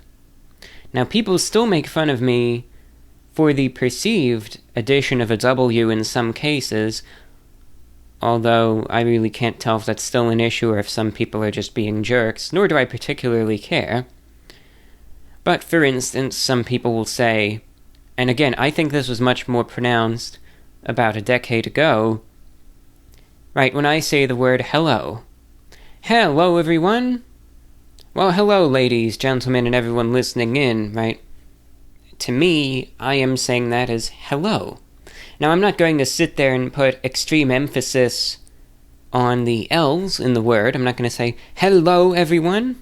right? I'm not going to sit there and do that. Well, hello, ladies and gentlemen. I just say, well, hello, ladies and gentlemen. But some people make fun of me and I say it with a W. Well, hello, everyone. Well, hello, everyone. Right? That's how people say in the comments that I say it. Well, hello, ladies and gentlemen. Talking like Elmer Fudd, perhaps. I don't think I say it that bad, though. I think I say, well, hello, ladies and gentlemen. I don't know, is there a W in there? I don't particularly notice one. Well, hello, ladies and gentlemen. Right? I don't say it that way. I think I had more of a problem with it, though, in that case, about a decade ago. Again, it wasn't even that pronounced, but it was slightly noticeable. Likewise, of course, there is the famous instance in terms of the color green. I said in Energy Crisis Review number 6, I believe I was reviewing AMP Energy, if I'm not mistaken, and I poured it out, and it's this light green color, and I said, it's green! Right? Every so it's green! Now, you could obviously see there, in my recounting thereof, obviously there is that sort of, it's green, right? It was because the R in it, and the E, it was a slow light, it comes up more as a W. It's green, right? But then you say it even a little higher pitched, because I was a kid still, with a little more excitement. It's green! It's green! It's green! See how you could easily differentiate the two, but one transforms into the other, as opposed to saying, it's green!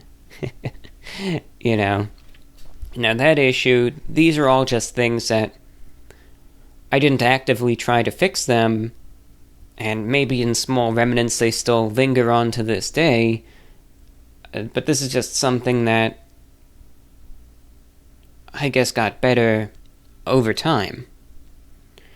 Now, the one problem that I had, likewise, that I actively fixed on my own was the TH sound, right?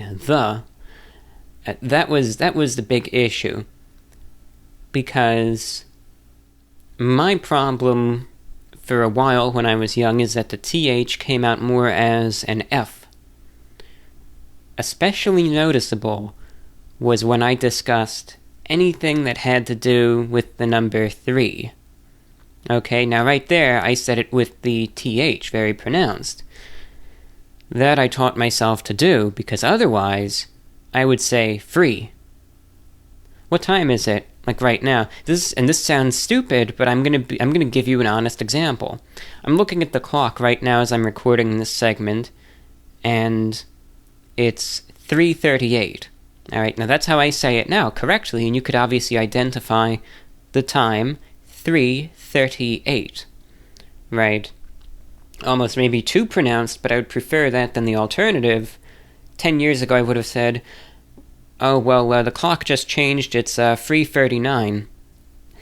See how that's not right, because I'm saying it as an F as opposed to a TH, right? The best example, and you could laugh at my expense, I don't care, I would say, 6 minutes ago it was 3:33, instead of 3:33. So, that was a big issue, and that's the one that caused me problems. It wasn't the W, or the green, or the hello, or any of that stuff. No one ever even gave me anything for that. But the thing that caused confusion was the F versus TH, because I remember one time, to my detriment, I was trying to order 3 sandwiches from Subway to get something to eat, and I because of my deficiency, it's not really a deficiency, I guess impediment, I said, I want free sandwiches. Guy says, free sandwiches? You have a coupon? No, I want free sandwiches, right? I was trying to say 3 sandwiches. Free, what do you mean, free? Free, I want free sandwiches, holding up free fingers. Get the joke, 3 fingers. And eventually that clarified it, but that's when I even started, becoming self-conscious about it, realizing, this is an issue. And I started looking at tutorials online how to fix that, and I just started actively correcting myself every time I made that mistake, and eventually I just ingrained it into myself. Tongue at the roof of your mouth, 3. 3 sandwiches. 3:33. And even if I go overboard, I'd much rather that exaggerative pronunciation as opposed to the confusing alternative. But yeah, that was a cringeworthy moment, but like I said, that's the honest truth, so it is what it is. There's a little bit, there was in years past, a myth about the YouTube channel that I started it to work on a speech impediment. That is not true. I obviously did have at least some sort of speech impediment years ago, but the YouTube channel and its formation had absolutely no connection to that whatsoever. So thank you for your email. Got a question coming in from Luke in Oregon. Discovered the YouTube channel in 2016, big fan. 2 questions for the VORW podcast, which you say is a breath of fresh air in a platform full of brash personalities, vulgarity, and classless individuals. Question 1. Since your transition to wearing suits as a young teenager, have you ever gone out in public wearing something besides a suit? If so, how was your experience? I would guess it would give you a different perspective on your identity as a person if you ever did. No, I never have. I wear formal wear whenever I go outside, and that's all that I ever wear. That's it. I can't wear anything else. It doesn't feel right. I can't do it. I really can't. Now, that's not to say I always go out wearing a full jacket and tie, but at the very least, I will be wearing dress pants, dress shirt tucked in, belt, dress shoes, and a tie. Okay, so that's what I will wear. And that's the most informal you will ever see me outside wearing. For instance, this week I've been going for some walks lately, and I've been walking 2 miles. That's where I was doing that radio listening in regards to the earlier question. And yes, I will be wearing a shirt and tie when I walk 2 miles. That's not a problem with how I am. That's not a problem at all. It's of no detriment. I'm fine that way. I really don't sweat at all, so it's no issue. And that's what I'm comfortable wearing. So, no, I've never had that because it's just what I wear. And it's gotten to the point that it just does not feel right to wear anything more casual in public. It doesn't feel appropriate to wear anything in front of other people that isn't formal. So I can't do it. It's something I can't do. When I was up north earlier this year, I was shoveling snow in dress pants and a tie. Though granted, I did have a heavy pea coat on, fully buttoned, so the dress shirt and tie were almost barely noticeable and were completely protected from the elements. But that's what I wore. It's what I'm comfortable wearing. I'll wear that for any reason. After Hurricane Irma in 2017, I was picking up hurricane debris in a dress shirt and dress pants, right? And I won't wear the dress shoes for doing that sort of work, but this is just what I wear for any occasion. And that's what I'm comfortable doing. So that's just my manner of dress. Question 2. How do you find a balance between making the videos you want to make and the videos your subscribers want you to make? In other words, do you think it's more important to make content you find most fulfilling or the content that your fans want? Love your podcast, your Brill Cream-filled hair. I wish you the best of luck going forward. Luke from Oregon. So thank you, Luke, for your email. Let's mark this one down as being read. Well, it depends. It depends on what you're doing the YouTube channel for. I would say if you're doing a YouTube channel exclusively just to do it, and there is no financial reason whatsoever, then only do what you want to do, right? But if you are doing it to earn a living, you do have to strike a balance. I will give an example. If, with the YouTube channel, I only wanted to make the content exclusively that I want to, it wouldn't work out too well for me. Right, I would be making a video right now about shortwave radio, and I'd probably be doing weekly updates and reviews of the medium of shortwave radio, and I would be talking about how this station is off the air, and how this one is having this issue, and how the schedules for this station have been amended, etc., right? And that there's this drama going on with this FCC listing for this station, etc., I would be happy to talk about that. And I know some people would watch it, but do you think that even a tiny fraction of the folks who watch the food reviews would be willing to listen to me talk for 10 minutes about a dispute going on in the FCC regarding the purchase of this shortwave station, right? Who's gonna watch that? I'd say, let's say, for instance, I review a burger, and it gets 150,000 views.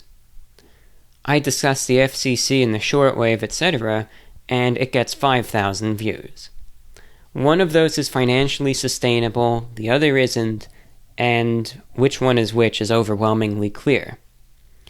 The other thing that I can't discuss, even though it's sometimes of interest to me, are the weird things and conspiracies and all that. I can't talk about that on any platform because of how things are these days. And I guess these websites, they have their policies and their reasons for doing what they do. I understand that. It's their site, it's their rules. But you just can't... the channel would cease to exist. That's all that I could say. And I'm no extremist, I just can't talk about a lot of the things I want to talk about. You know, the last podcast that I did ran into some trouble. And almost got taken down from YouTube. Now, if you listened to the last show, did you find anything extreme in it? I didn't. But YouTube has their rules. And it initially went through the checks and was okay. But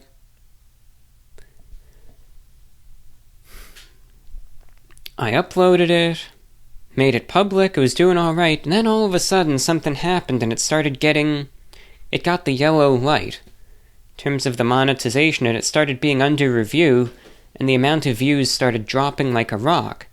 And I realized, oh shoot, I said something in this one that I shouldn't have said, didn't I? And I realized it was because...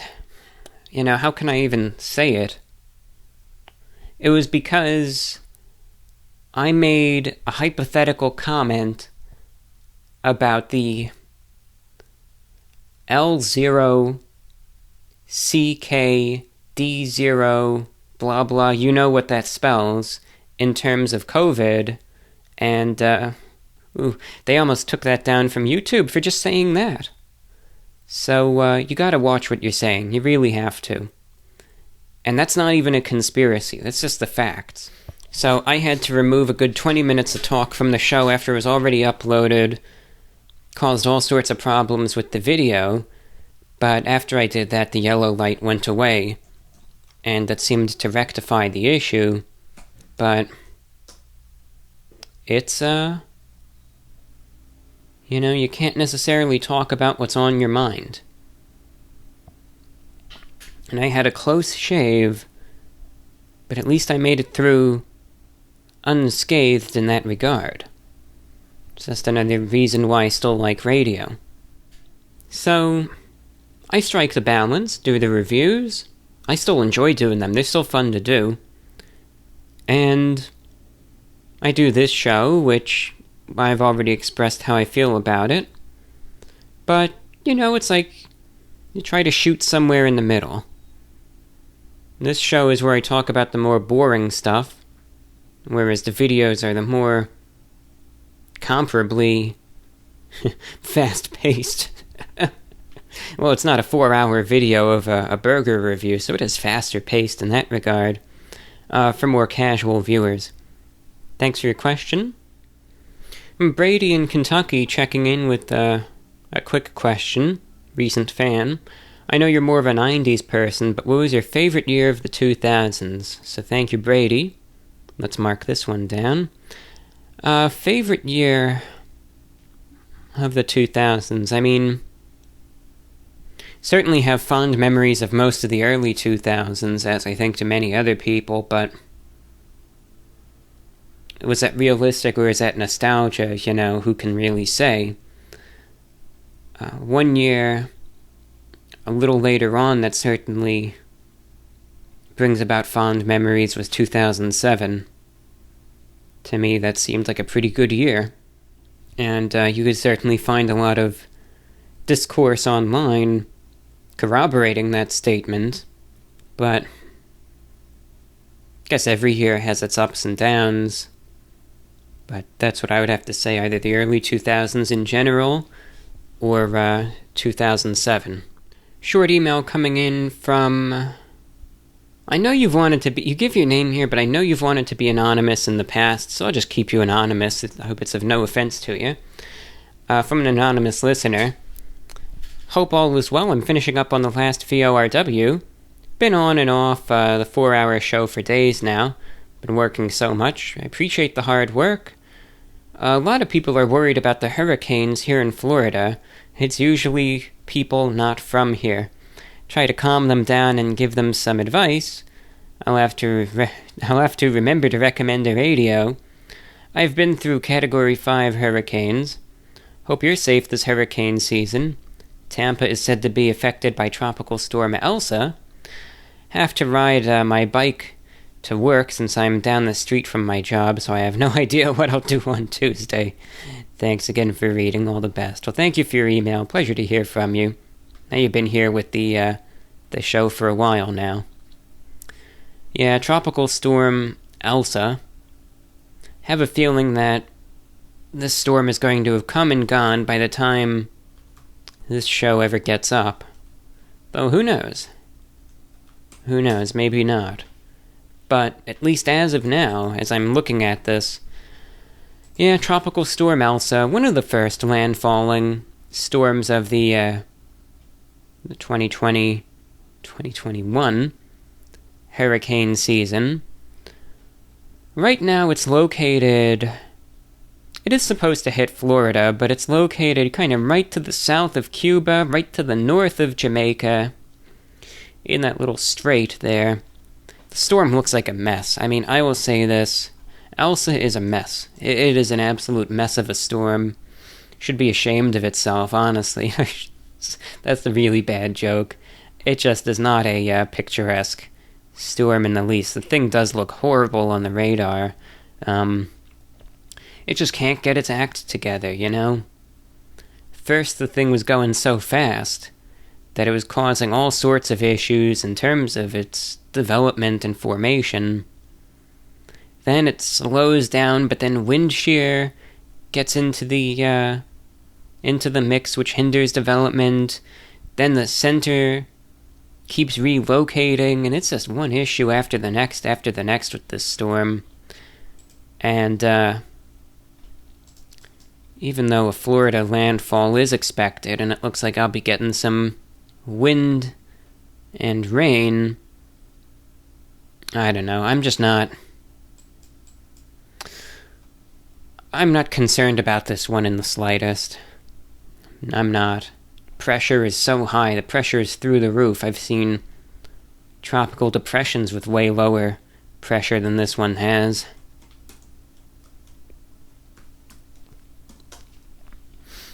Wind speed is 60 miles per hour, but that's doable. And, I don't know, to me it's just nothing to worry about. Only thing that would be of any concern is if there's, by some miracle, all the stars happen to align, and in the time where it's between Cuba and Florida, everything is just absolutely perfect, and there's no wind shear, and the temperatures are perfect, and everything lines up, and there's rapid intensification, but that doesn't seem forecast in the slightest. I mean, now it's saying that it's only going to hit the Florida Keys as a 45-mile-per-hour glorified windstorm at this point. So, I don't know. I'm just not concerned about the wind threat at all. Looks like it might be more of, a rain issue than wind. I mean, you could have flooding rains regardless of how high the wind speed is, so that's going to be the main thing with this one from what it's looking like. But we'll see. I mean, for those of you who don't know, tropical weather is something that's of great interest to me, and I spend absolute, inordinate amounts of time on this. I'm not a meteorologist, but I just go off of what's being said and observe. But I just don't think this is, the big one or any of that. It's just a little wake-up call. It's saying, hey, hurricane season is here. You don't know what the future holds, so that's going to be that, but always good to have some extra stuff on hand, Always good to have some batteries and some extra provisions and a radio and all that stuff. Because if there ever winds up being a strong storm that's going to hit you, you want to already have what you need before joining the mad rush of people who are going to be trying to prepare at the last minute. So it's good to be ready.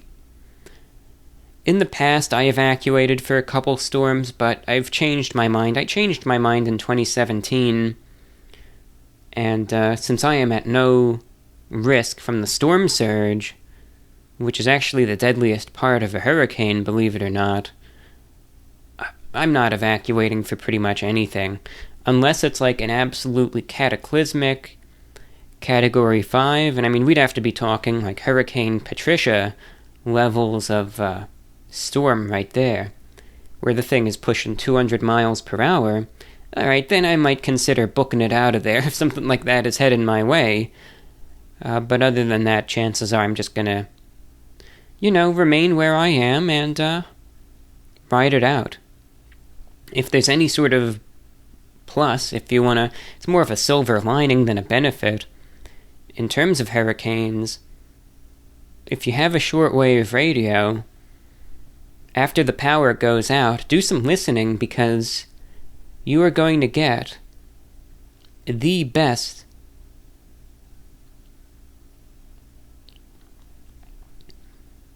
radio reception you've ever gotten in your life. And the reason for that is because, think of it this way, one of the biggest factors that limits reception these days, it's interference. So much interference, from your chargers, from your computers, from this charger and that charger, from the air conditioner, from this power strip, from your neighbor's grow lights, whatever it might be. So much interference that it doesn't let you enjoy the stations that you want to hear.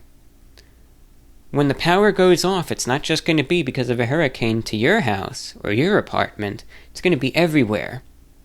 There's going to be no interference, possibly for miles. So pull out the radio and get listening, because you're finally going to have conditions that are never going to be available otherwise, that you're going to be able to pull all sorts of stations out of the ether that you would never be able to hear.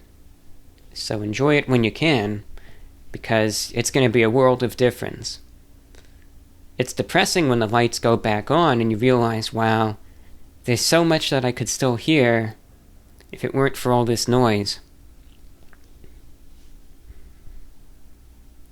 Like, I remember during Hurricane Irma, after the storm knocked out power for a while, there was so much I could hear, even just indoors. Didn't even have to go outside.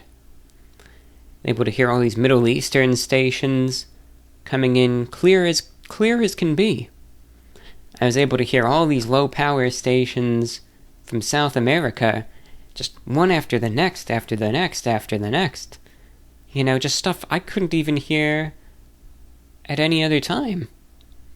Coming in so clear, it's like, how can I not hear this otherwise? But I even think I had a bad issue with interference. It just goes to show. It's sad, but it's an entertaining way to make use of the time anyway. We have a short message coming in from Ryan in Australia.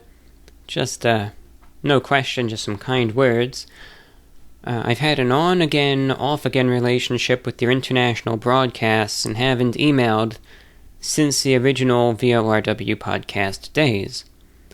Last time I emailed you, you gave me some wonderful advice to do with starting university, and I wanted to say I appreciate your advice. I wanted to email after listening to your 10-year anniversary where you talked about suits and how people aren't really wearing formal wear in public. I have started to wear my suits outside whenever I go. I have to say I am sad to have noticed the same in Australia, with formal wear falling by the wayside to more casual, quote, comfortable, unquote, clothing, which is sad to see as everyone looks smarter in a dress or a suit. I digress. We will keep the tradition alive. But I wanted to congratulate you on 10 years of Report of the Week. I can't wait to see what the future holds for you, the channel, and the broadcasts. I started watching with your water review. Had some genuine entertainment from it and your many food reviews. Appreciate all you're doing in these uncertain times. Hope you have a wonderful week, month, and year. Best regards from Ryan. So thank you, Ryan, for your kind words. Yeah, I mean, I still have a pessimistic view of suits. I really do think that they're dying out. They're dying out. I think the garments themselves are going to continue to exist for a while, but it's very clear to me that society in general is getting more and more informal, and this COVID was really the last straw in terms of it. And now that people had been working from home and are so used to just sitting there, in their underwear at the camera or whatever, it's like, why is someone going to wear a suit now that they have to go back to work? It's like, of course I'm not going to. So I just don't see... There's no reason to see people are going to start wearing them again. It's like business suits are becoming less and less. You're seeing it fewer and fewer. The people who are still wearing formal suits, by that I usually mean more traditional cut suits, dark colors, conservative ties, the folks who still do aren't getting any younger. And at this point, it's a lot of folks, maybe, I can't even draw the line at 50, it's more like 60 and older who still do. Any younger than that, and it's just getting less and less. Some politicians, a lot of politicians still are, but even in those cases you're seeing a lot of younger politicians skipping the tie and all that. I think in many cases you're still forced, people still wear them to court because they're forced to, but once they do away with that, which they will one day, they'll, that's going to fall to the wayside real quick. And then, when you start looking at folks in their 20s and younger, then I think what's even considered a suit isn't even what I would consider a suit. It's like, maybe the jacket and pants, but no dress shirt, no tie. It's like I don't really consider that a full suit. Or you see people now, some people wearing suits with shorts. And that's just... can men wear... You see this in the New York Times. Can men wear suits with shorts to the office now? So, there's that. I think it's just... The suit, in terms of the garments themselves, will probably live on to some capacity. The components, though, I think will change and are going to be used differently. But the suit as I know it, as I perceive it, and as I wear it, I think it is falling to the wayside. And I don't think it's getting any more popular. But it's still going to live on. There's still going to be, some folks like you and me who are still going to wear them in that way. But like I said, it's not like this number is getting any bigger. What I'm trying to say, I guess. It's kind of funny. When I was younger, I'm talking like 10 years ago, I always used to think that things started getting really casual in the 1960s. But I realize that in some cases is true, in other cases it's not, though. Right, up until the 1960s, now I'm talking, this is from a menswear perspective. That's my specialty. I'm not going to speak for anyone else. But from a menswear perspective, I think up until the 1960s, yes, men's everyday casual wear was way more formal. And up until, let's say, the 1950s, a lot of men did wear suits casually. And that's just, they dressed like how I dressed, with the exception of the Victorian and Edwardian outfits I sometimes wear. Although even in the 1950s, there were still, a few older members in society. You'd have to be like 70, 80 years old. There were still a small handful who still wore those traditional Victorian outfits, but they were very few and far between as late as the 50s. Just like today when you sometimes see some real elderly folks wearing, more outdated clothing. It's the equivalent of that. Nothing wrong with that. They're wearing what they wore their whole life and what they want to wear. But up until the 50s, a lot of men did wear full suits just casually. And then I think casual dress started getting a little more informal in the 50s, but it was still pretty formal. I mean, it was just maybe the full suits started getting replaced by a dress shirt and tie, or just a dress shirt and nice slacks, or a dress shirt and sweater or whatever. But it was still very tidy, or a polo or a button-down shirt or whatever. But like I said, it was still very tidy. The hair was short, everything was tucked in, a lot of guys still wore hats. Then by the 60s, of course, that started falling to the wayside. And with the culture shift in the U.S., casual attire, especially among younger individuals, of course, got very, very informal comparably.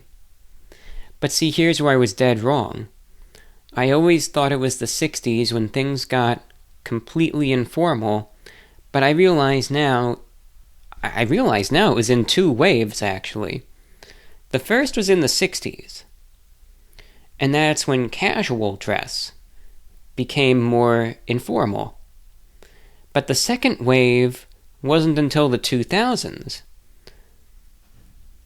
Especially the mid-2000s then absolutely accelerated as you start getting to the 2010s, when professional attire became casual also.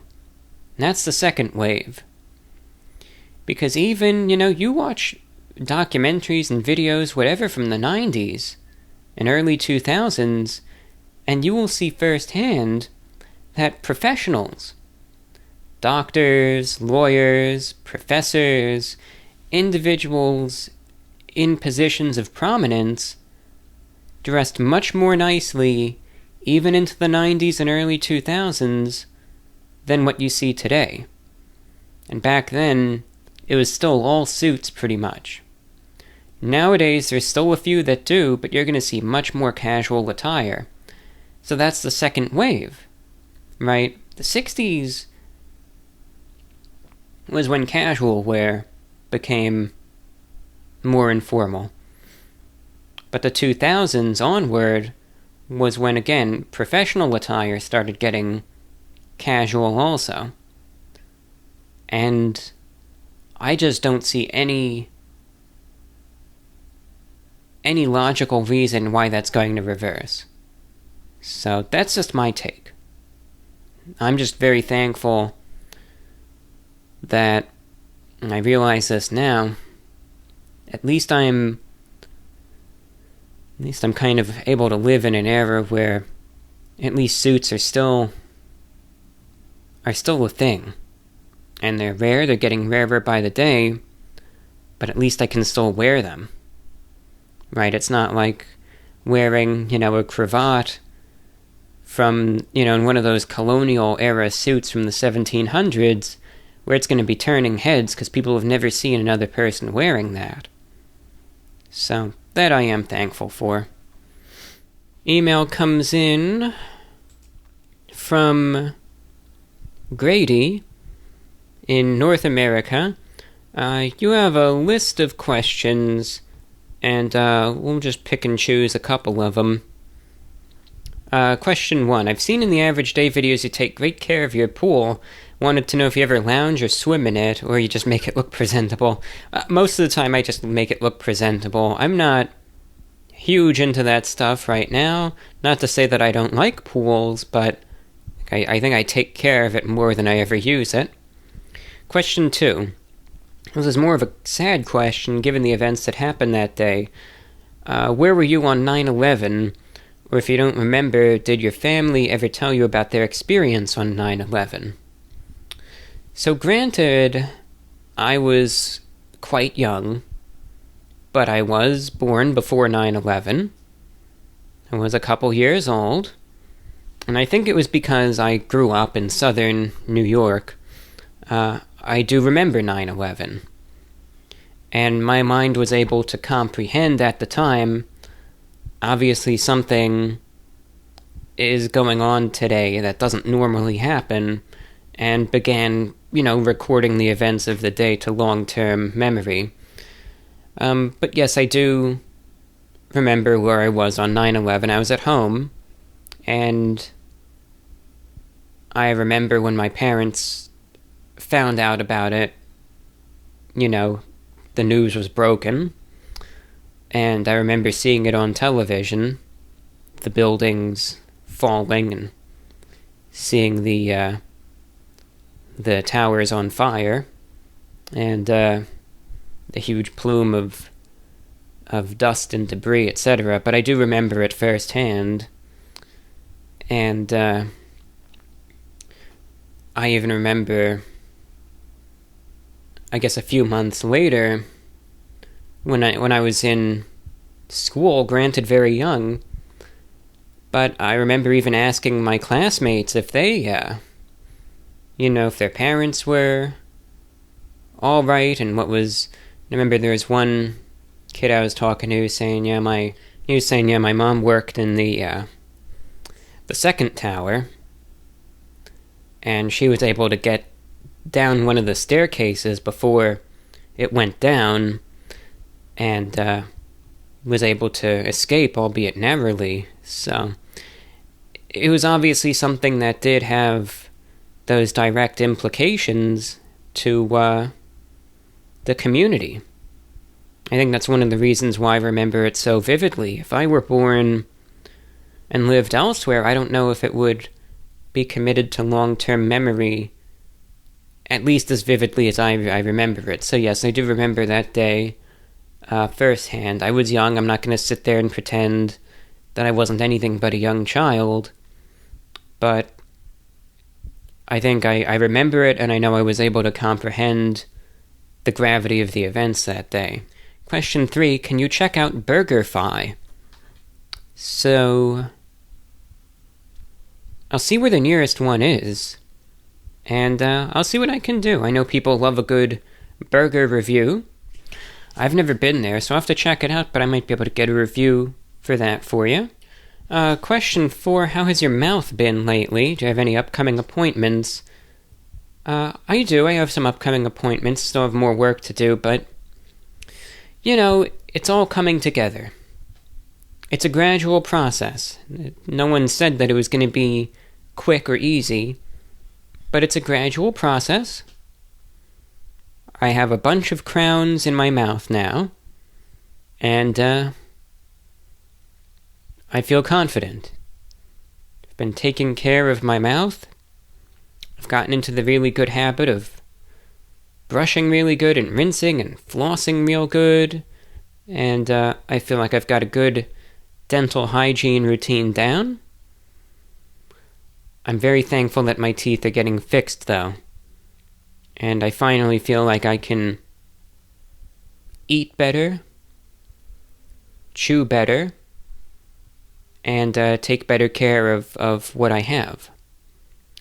There's still work that needs to be done, and this isn't going to be completely finished for probably another year or two, but I'm happy with where things are right now in the direction that they're heading. Next appointment that I have is going to be coming up in a little bit.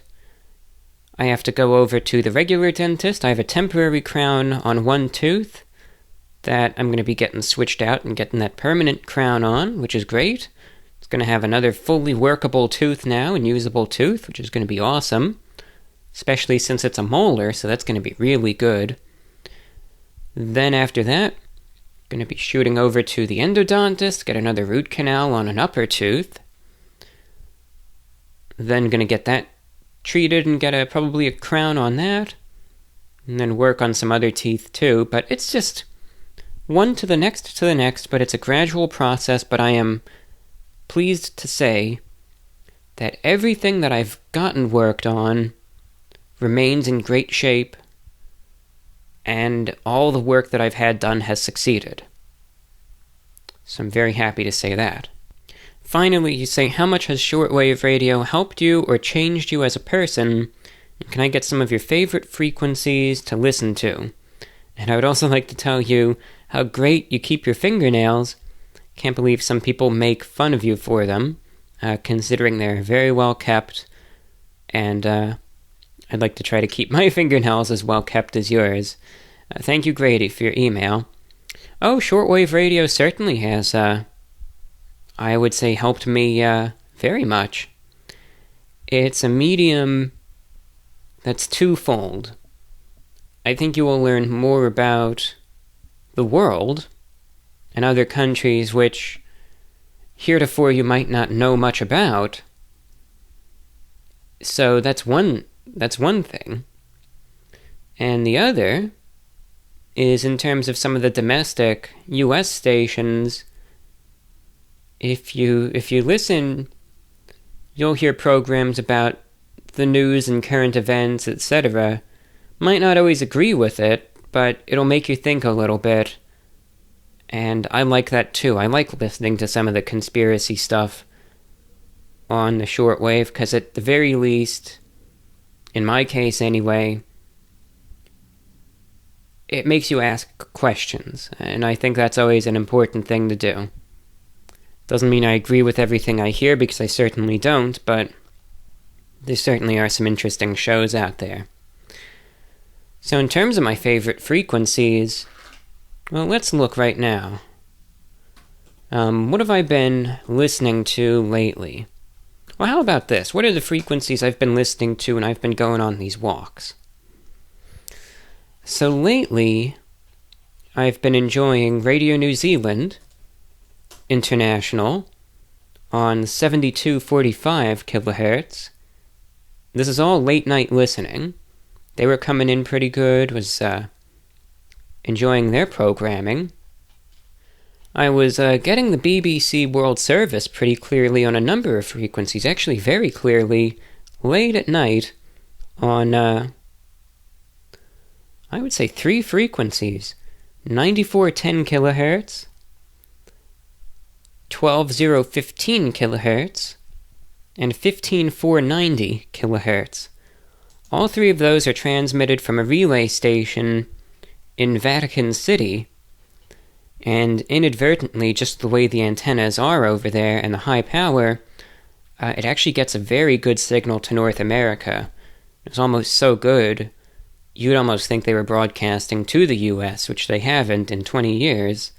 So that was one thing. And You know, the BBC World Service, it's one of those news networks that a lot of folks have mixed views of. And I certainly have my own grievances.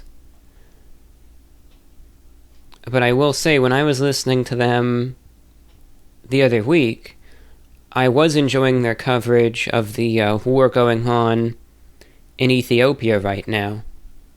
And when I got home, I researched that, and their line of reporting seemed to line up, at least with the current understanding of the situation. So it was informative, and I have to give them credit for that. I thought they did a good job covering that. I've been enjoying Radio Exterior de España's English service on 17855 kHz. Radio Kuwait's English language transmission on 15530 kHz.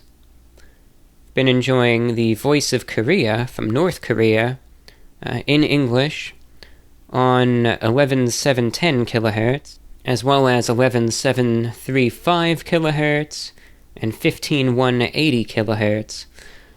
So the English language broadcasts from North Korea, I've been able to get with a pretty decent signal lately, and I've been enjoying those. And finally, in terms of domestic programming in the US, a lot of the WWCR frequencies, 4840 kHz, 12160 kHz, 9350 kHz, 9980 kHz, 3215 kHz, and 7490 kHz. Also a lot of the WRMI frequencies as well. 5850 kHz, 5950 kHz, and 9395 kHz especially. All have some, and on all of those domestic frequencies, the programming is hit or miss. Sometimes you'll find a show you like, sometimes you won't, but, you gotta tune in and see what's on to make that determination. So those are some of the frequencies I've been listening to lately. I also enjoy listening to NHK World Radio Japan, but I've had trouble hearing them in English with a good signal in North America, because the best frequency that I would get them on was their frequency to Europe, to Western Europe, because it would be broadcast over there, and then the signal obviously wouldn't just stop at Europe, it would continue over the Atlantic and reach at least the east coast of the US pretty nicely. But around New Year they discontinued that broadcast, I guess due to low listenership, which doesn't surprise me. Just considering the state of shortwave over in Europe. And that kind of got rid of the best opportunity to hear their broadcast in the US, so that's just where that stands. I honestly wish that NHK Radio Japan and Radio Taiwan International, both of them, they buy airtime from WRMI right here in Florida, and broadcast their programs in Spanish to Central and South America from the relay station right here in Florida.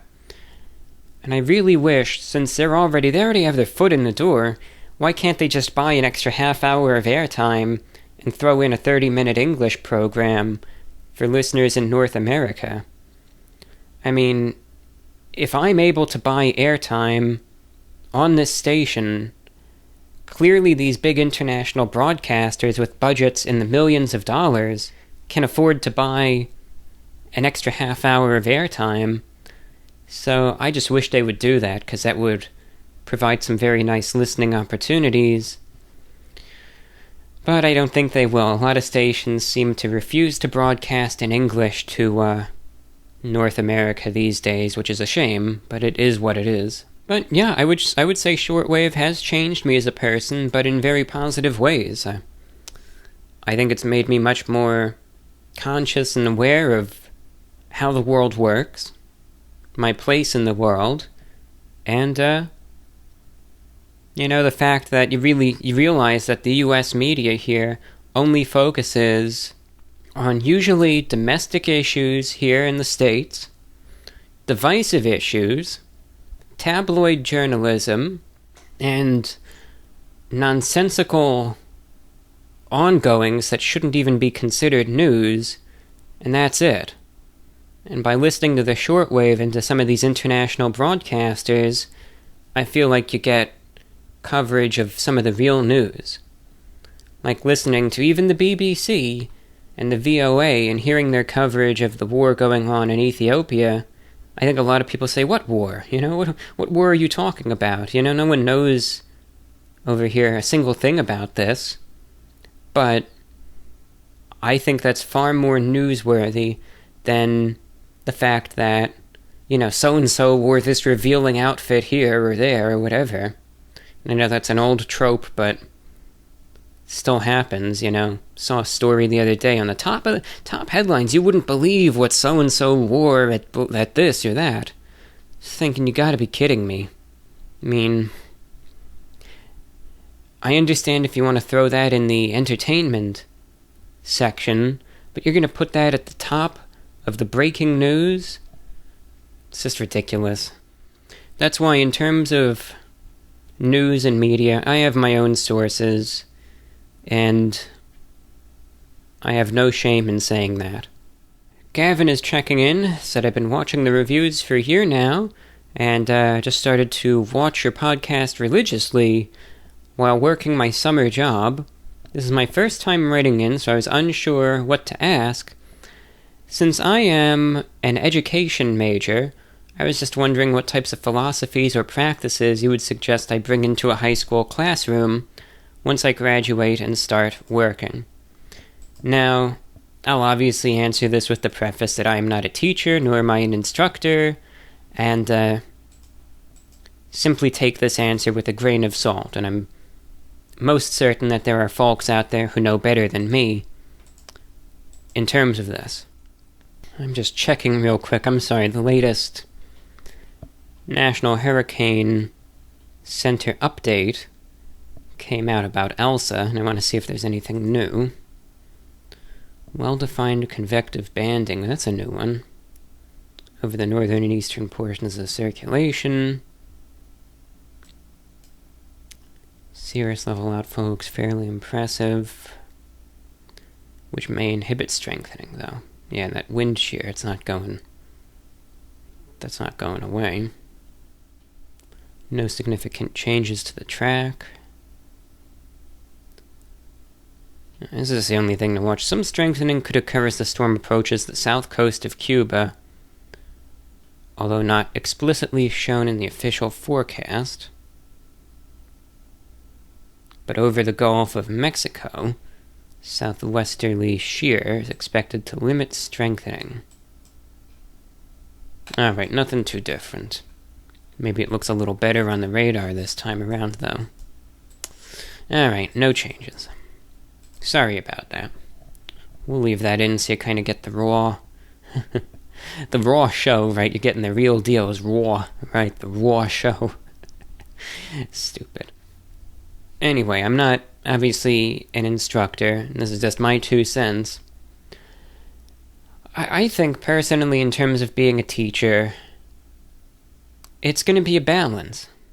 My recommendation when teaching anyway is to present the curriculum and the information honestly, factually, and, free from bias. Just try to tell it like it is. That's my style, anyway. And as a teacher, I think some teachers want to try to be viewed very favorably by the students, but that's a very, very fine line.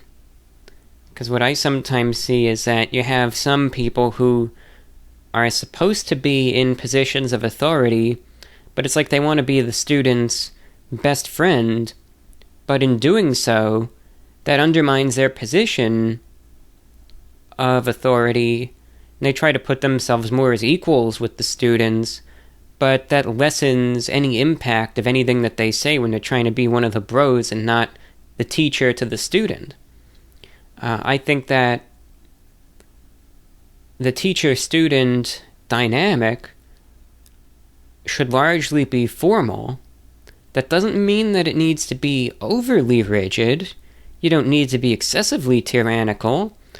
But you certainly need to establish the rules, enforce the rules, but at the same time, you're only human. You're going to have good days, you're going to have bad days, but I would just say try not to be needlessly a jerk to the students,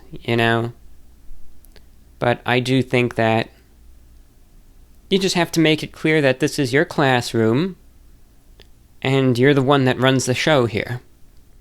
That would just be, if I were to be a teacher, that's how it would be. But that's not to say that I would be a jerk to the kids, or you couldn't have any fun. You don't have to sit there and be one of those people that just continually yells at the students. It would just be to try to draw that line where it can still be a friendly atmosphere. It could be a fun atmosphere, but an atmosphere, ideally, where your respect is earned by the students, is understood and respected. The thing that you're always going to have to remember, and this is just from my experience as a student, you could only do so much to make the kids interested in whatever it is that you're teaching. And no matter what you do, and what approach you try, there are always going to be students there that are just not going to care. And let's say you're teaching history or whatever it is, and you're really, really passionate about your subject. No matter how passionate you are, there's just people who aren't going to be interested. And don't take that as an offense to you, that's just how they are. Especially when a lot of the kids, that they don't really have any say in whether or not they actually want to be there. So just remember that. The other thing I think is sometimes it's a fine line. I think there are ways to try to make the lesson more engaging and more interesting and try to be more appealing to the class, and sometimes that does work. But there are also instances where I think it goes too far and it just comes off as trying too hard and not really achieving the desired result. So, it's just about striking the balance. I mean, that's all that I could really say. One of the best teachers I ever had was not known for being overly friendly, but let me tell you, in terms of the efficacy of what she taught in terms of writing, you better believe she taught a darn good class. And I really came to appreciate that later. And understand that too. Sometimes you're not going to be appreciated by your students until years later. Don't take offense at that. That's just how it is sometimes. But that's just my conjecture. I'm not a student. I'm not a teacher either. So this is just a layman's advice, and resultantly, take it with a grain of salt. But best of luck, my friend, and I sincerely wish you the best. Dan in Chicago sends in a short email. Chicago deep dish pizza versus New York style pizza. Have you tried it, and what's your opinion? So thank you, Dan, for your email. I have. I've tried both, and I would say that I did have the opportunity to try authentic Chicago deep dish pizza. Of the two, I'm not going to hold back here. I do prefer the New York style, thinner crust pizza. And that's just my take. That's just what I like. So, there's that. I think, though, with Chicago-style pizza, it's a different thing.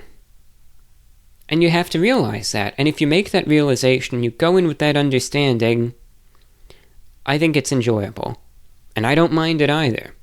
But I do not look at them as necessarily the same thing. I say, look, Chicago-style deep dish pizza, it's prepared differently.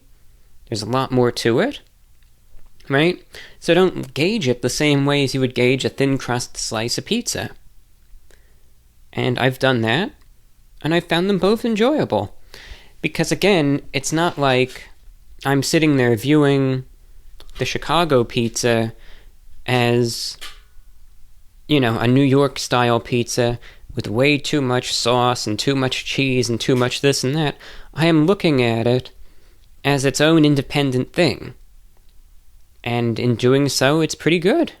Now, I don't know how this is really viewed, but I'm not saying that as someone who's only had, you know, Pizzeria Uno, and that's it. I've also had Chicago-style pizza from Giordano's, which I enjoyed greatly. It's very filling. I can't eat that much of it, but I found it enjoyable. So thanks for your email, Dan. Haley in Jefferson City, Missouri. Sneakity snake, you are. I say that jokingly, it's fine. You threw in an attention-grabbing title to the email. It said, "Too much for the world to handle, question mark, exclamation point, question mark." And the email has nothing to do with that. He just threw that in there to grab the attention. But that's fine. You acknowledge that right off the bat, and it's fine by me. It is what it is. You had a question, though. You said, in regards to McDonald's celebrity-endorsed meals, I have a better idea. I believe that when a celebrity is chosen, or however that works, they should pick a meal from their country of origin. McDonald's all around the world have different menus than we, and I'd be so excited to try a meal from a different country's normal menu. Maybe it's a bad idea, but I doubt it would cost them too much money. So let me know what you think, and thank you for the show. So thank you, Haley in Missouri. I think that's a good idea. I like that idea. I think it's a good one, and I think doing that would blow the concept of the current celebrity meals out of the water. So I think that would be really cool. I remember there was a time, a couple shows back, when a listener in Taiwan mentioned the McDonald's over in Taiwan and their menu and how different it is over here, or over there, I mean, you know, compared to how it is here. I was thinking, wow, I wish I could try some of these items, you know? So absolutely, and I'm sure other folks have that same feeling. Short question from Artem in Kiev, Ukraine. Hope you're doing well. Topic: caffeine and anxiety. What are your thoughts on the matter? As a person who has had some anxiety issues as well, I've noticed that if I consume a lot of caffeine over the day, my anxiety and OCD levels raise quite a bit, and I become nervous. Green tea doesn't have the same effect, however it still gives me a good amount of energy. Have you tried to cut down caffeine consumption? I've read several studies which showed that cutting down on caffeine lowered anxiety levels amongst almost all participants of research to some degree in a matter of 2 weeks. I would like to try a 2-week caffeine-free diet myself in the future, but need quite a bit of discipline to achieve that. What are your thoughts? Also wanted to request the schedule of your shortwave broadcasts, but as far as I understand, I can't catch any of your broadcasts using a shortwave radio here in Kiev. Is that correct? Thank you. So thank you for your question, and 2 questions and request, I guess. I guess it's a question and a request. In terms of the shortwave, I will concede, and I'll just say yes. There's no likelihood you're going to be able to hear it where you are. I don't think... I made this decision to myself last night, but I don't think I'm going to recommend radios to anyone in Europe anymore if they exclusively want it to listen to my show, because I think it's a waste of money. If you want it to listen to the medium in general, that's another thing, and I'll be happy to help. And if you happen to catch my show by some rare occurrence, there's that, and that's really collateral, but I think it's a waste of your money if you're in Europe to try to buy a radio just to hear my show, because I think it's ineffective. I would say if you are in North America and you want a radio to listen to my show, absolutely, you are definitely going to hear it. If you're in South America, you're definitely going to hear it. And if you are in the Pacific, you will definitely hear it as well. If you're in Hawaii, if you're in any of the Pacific Islands, even if you are in Australia or New Zealand, you will hear the broadcast. But if you're anywhere else, the odds are slim to none that you will hear the broadcast on the shortwave, and please take that into account. If you're in areas where shortwave is more popular still, I would say still get a radio, because there's still going to be stuff to listen to, and enjoy it before it's all gone. So that's my take. I'll still give you the links online, but I just don't think there's any chance you'll be able to hear it yourself. That's just the honest truth. Cutting down on caffeine, I have tried it. As a matter of fact, I take much less caffeine now than I did a few years ago, if that's worth anything. I mean, I don't notice particularly a difference, but I'm not going to say that there isn't one either. Because it would certainly make sense that if you lower the amount of any sort of stimulant, that might help the mind. So I certainly understand that, and I'm inclined to believe those studies. An email comes in from Michelle in Singapore. Listener on Spotify since 2019, says I appreciate the podcast. I've always been quite irritated at myself for wasting so much time on the internet, especially on YouTube. I do not, however, mean to criticize anyone who does spend lots of time on their phone, really up to your own preference, but from a personal standpoint, I just feel quite disappointed in my lack of self-control on the internet, and have tried to limit the time spent on it, but to no avail. This has gone on for quite a while now, and every night, when I kneel at the foot of my bed to say my prayers, I always think about how my day had so much potential and how I wasted all of it. I always promise myself I'll do better, and I really do intend to, but I always cave in the next day and the cycle repeats. However, recently I decided to make a big change to curb my time online. I uninstalled all social media apps and YouTube from my phone. It was a really exhilarating change. I thought I'd finally be living life to the fullest, going at my own pace, and trying not to be so addicted to my phone. But ever since then, I really haven't been able to find a way to fill the awkward gaps of time in my day.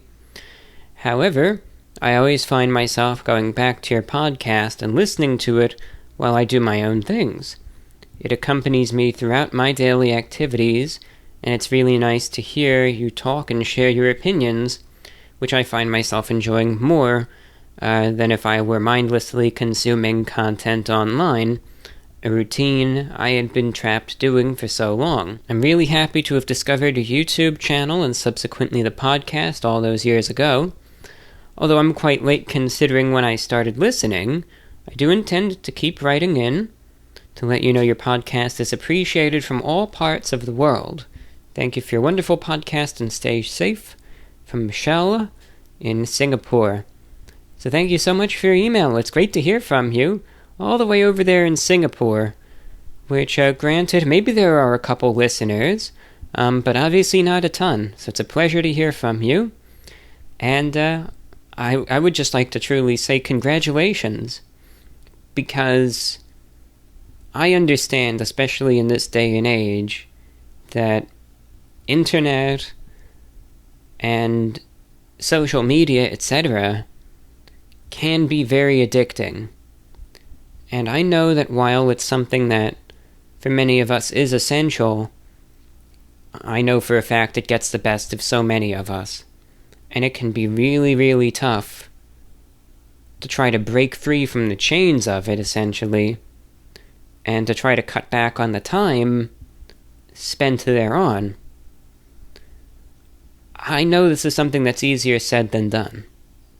But the fact that you were, I truly feel that that is commendable. So, congratulations, that's a huge step in the right direction, and I sincerely wish you the best. You know, you should be proud of yourself that you were able to make this step, that you were able to do this, and it's a pleasure to have you as a listener. This next email comes in from Ryan, who said, I received my shortwave radio last week and am quickly becoming fascinated by it. I purchased a 23-foot wire antenna for it, and so far I've picked up Radio Havana, Cuba, a Chinese radio station with beautiful music, The Voice of Greece, VORW Radio International, and what I believe may have been a numbers station.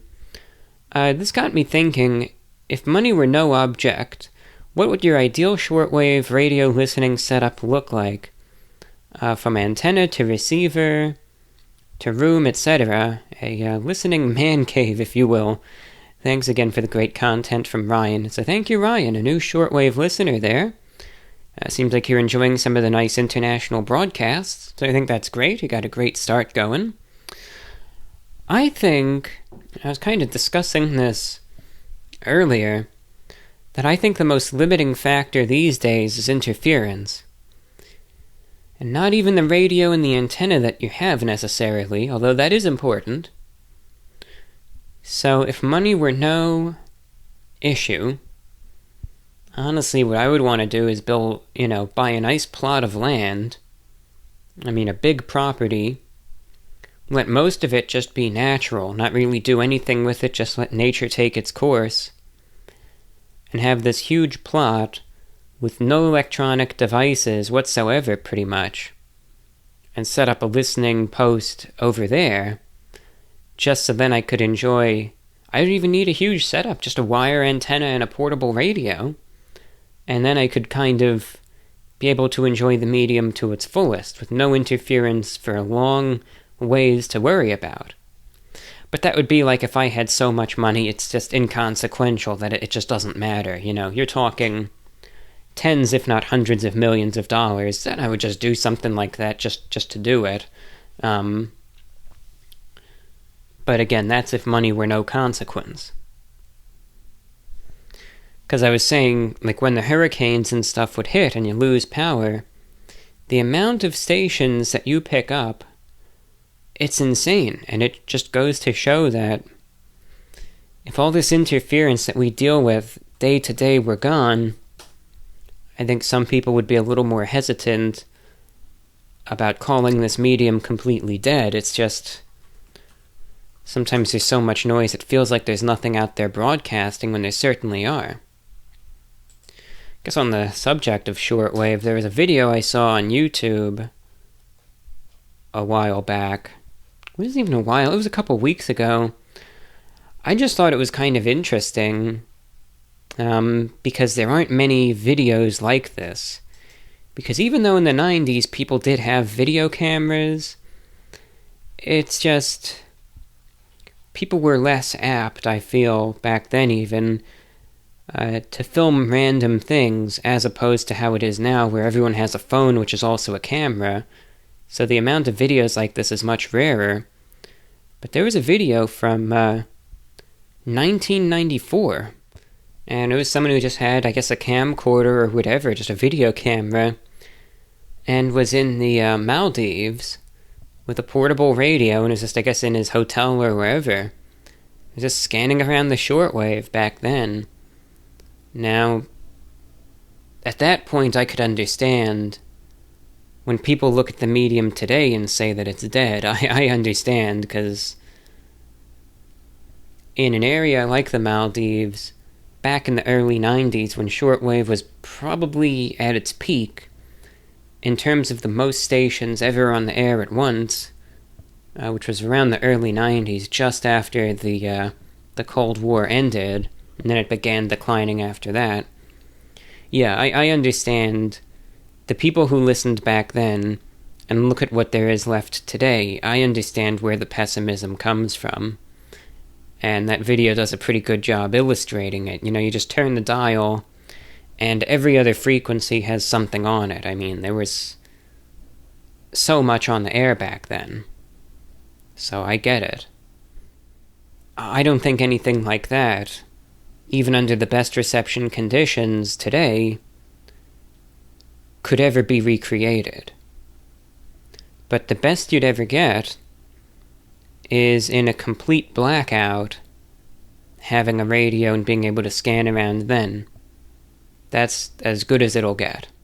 So that's just my take anyway. But thank you for your email. I think I'm going to read 2 or 3 more emails. And that's going to be it for the show, so maybe this will be done before that blasted storm ever hits here. I don't know. We hear, and I apologize if I get the name wrong, but I hope you know I'm sincerely trying my best. We hear from Yordany, who, first-time writer. Want to say you're genuinely one of my top creators of all time. Really love the subtle sense of humor you put into the videos, and I love how you are yourself as an individual. So, to interject, thank you for your kind words. This is interesting. This is kind of like, not quite, but similar to the email from the listener in Singapore. You say, your videos are genuinely the highlights of my day, especially since I stopped using social media not long ago to better my mental health. I've recently gotten into the VORW podcast, and it's something to keep my mind distracted when I don't have much else to do.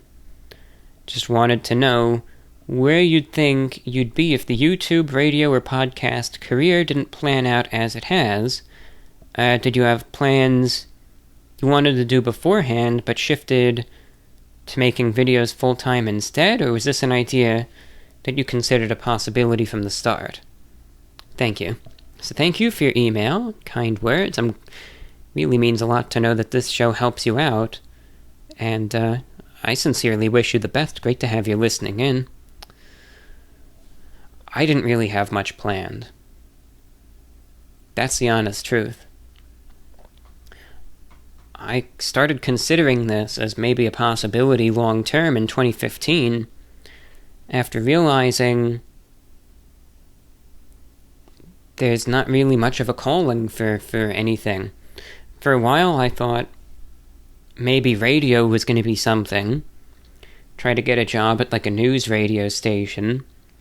But after taking classes in broadcasting and communications, I realized that the level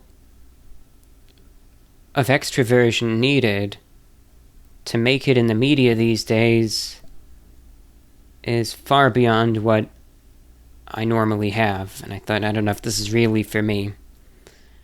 So otherwise I'd probably just get I would just have to settle with some job that I probably wouldn't like. I'd probably hate it. I'd probably hate every day, and just go as long as I do. That was going to be my plan otherwise, and that was going to be it for me. So I'm very thankful that things worked out as they did. Extremely thankful. And despite my grievances with this show that I have sometimes, there's some good folks out there who still tune in, and the handful of emails we've been reading thus far, you're the people I'm talking about when I talk about the good people who still listen to this show. It's all of you.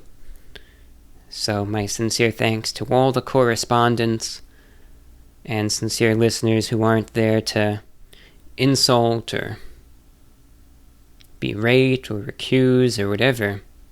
My sincere thanks. I truly, truly mean that. 2 last emails, both of them on the subject of dreams, and I didn't keep them last for any reason. This is the order of reading them all. I should mention, by the way, that this final segment, I've been recording the last hour and a half, 2 hours, however much this gets edited down to, on Sunday the 4th of July, 2021, so I hear the evening fireworks starting to ramp up. Anyway, Courtney in Fargo, North Dakota, first-time listener, fairly new viewer of the YouTube, and fairly new listener. Actually started watching it earlier this year, January or early February, and found it from the Disappointment is Immeasurable meme. So thank you for your kind words about the YouTube channel and the podcast. Anyway, I know a lot of people use the podcast to fall asleep. Do you think this is some kind of sick joke the universe is making? You struggle with insomnia, yet so many people are able to fall asleep to your calm, soothing voice. On that note, I'd like to ask about dreams. I was wondering if you've had any interesting dreams lately that you'd like to share. Always had a fascination with dreams, even nightmares. I remember most of my dreams, even the ones from childhood. I've considered keeping a dream journal, but haven't yet. Do you keep any record of your dreams? Keep being you, Review Bra. You're a stellar person, and we're lucky to have the show. So thank you, Courtney in North Dakota, for corresponding. I don't know if it's some sort of... It is kind of funny, though, isn't it? So many people use this to fall asleep, but here I am, the insomniac, right? But it is what it is. It doesn't bother me one bit. I just say, look, I know firsthand how difficult falling asleep can be, so I mean, if this show works, it works, and do what works for you. I don't care. Like I said, I just do the show to do it, and I mean, if you do whatever you want when you listen to it. I'm not going to tell you have to do this and you have to do that, listen as you do. If it helps to fall asleep, it helps to fall asleep. That's great. It is kind of funny, though, isn't it? I think it is anyway, too. Dreams. I only had 1 hour of sleep today.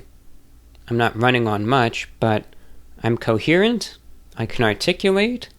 So that's why I'm at the microphone.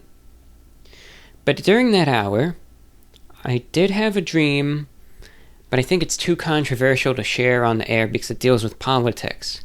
I had a dream that I was watching the 2022 midterm election results come in.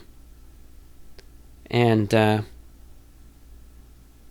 just not going to talk about it because, the best way to take a good thing and ruin it is to get politics involved. So we'll just keep it at that. Otherwise, in terms of dreams, well, let's see what else. A couple nights ago, I had a dream that I was out in rural Wyoming, of all places. I was traveling around out there, and I decided to stay in this very rural, kind of, it's not desert, but you know what I mean. This rural small town there. I was hanging out with all these, rancher guys, but there were the cultural differences, but they were welcoming. And it was kind of cool to see their way of life, and, see folks who, not quite, but definitely were trying to live off the land a bit and all that, and it was just an interesting dream anyway. I thought it was pretty cool. But those are my dreams as far as I'm concerned right now. Nothing crazy, nothing vivid, no interesting stories to share, just kinda, basic stuff. Thank you for your email, though. And final email of the broadcast comes in from Lindsay in Silver Spring, Maryland. I was listening to an old podcast, and you were telling a story about an experience that had involved a strange sensation when waking up. Not the typical falling sensation, but like your life force itself was being moved. I've only felt this once in my life, but I wanted to share my story to interject. Yeah, I've never felt it since then, but I will never forget that feeling. It's just so unmistakable. It's like my essence of being was just trying to exit my body, and it was the craziest thing. It was like my soul was just trying to exit me or something like that, you know? There's no describable way to put it otherwise. So let's hear your story. You're right. It happened when I was a freshman in college. My roommate had gone home for the weekend, so I was in the room alone. I lived on the 3rd floor, and the curtains were often open. We had a view of the parking lot and some streetlights. My bed was facing so that my feet were near the window, and if I sat up, I was facing it. Another important detail is that I usually sleep with my phone under my pillow. No idea if that's bad for you. So fast forward to when I was asleep and dreaming. I had a dream I was in the room, and that suddenly the lights outside my window got very bright, and the light shone downward into the room. Then, all I remember is being abducted by aliens. I don't remember any details about the aliens themselves. Seemed like they put me in this sort of pod in order to put me back where they found me. And that's when I started to feel a very real force spinning me around and around for what felt like minutes. I never have felt a, quote, real, unquote, sensation like that for a long time. So I began to question whether it really was a dream. Suddenly I jerked awake like someone had tossed me on the bed. I swear I bounced a little. It was very disorienting, and only got worse when I left for class. I only then realized that my iPhone was an hour behind and I had to reset it. I told the story to my parents, and my dad gave me a very unexpected response. He told me matter-of-factly that I had, quote, obviously, unquote, just fallen into another dimension and then back out. Not something I expected to hear from my very practical and scientist of a father. Hope you found this interesting. I haven't told this story in a while, but your podcast instantly made me think of it. All the best from Lindsay in Silver Spring, Maryland. Very interesting, but very scary, too. Obviously, to have... Well, I mean, some will say that you were legitimately abducted by aliens, and that feeling was the force of being returned to where you are. Others will just say it was a vivid dream, but either way, very scary stuff. And, again, you know what you felt. You know what you went through. So, I mean, I understand, like those unnatural feelings, you only need to experience once, but you're never going to forget it. You know, you never will. I understand that. Yeah, alien abductions. I was listening to a show on the Shortwave the other day, and the host was saying that all the alien abductions in the U.S. are really just...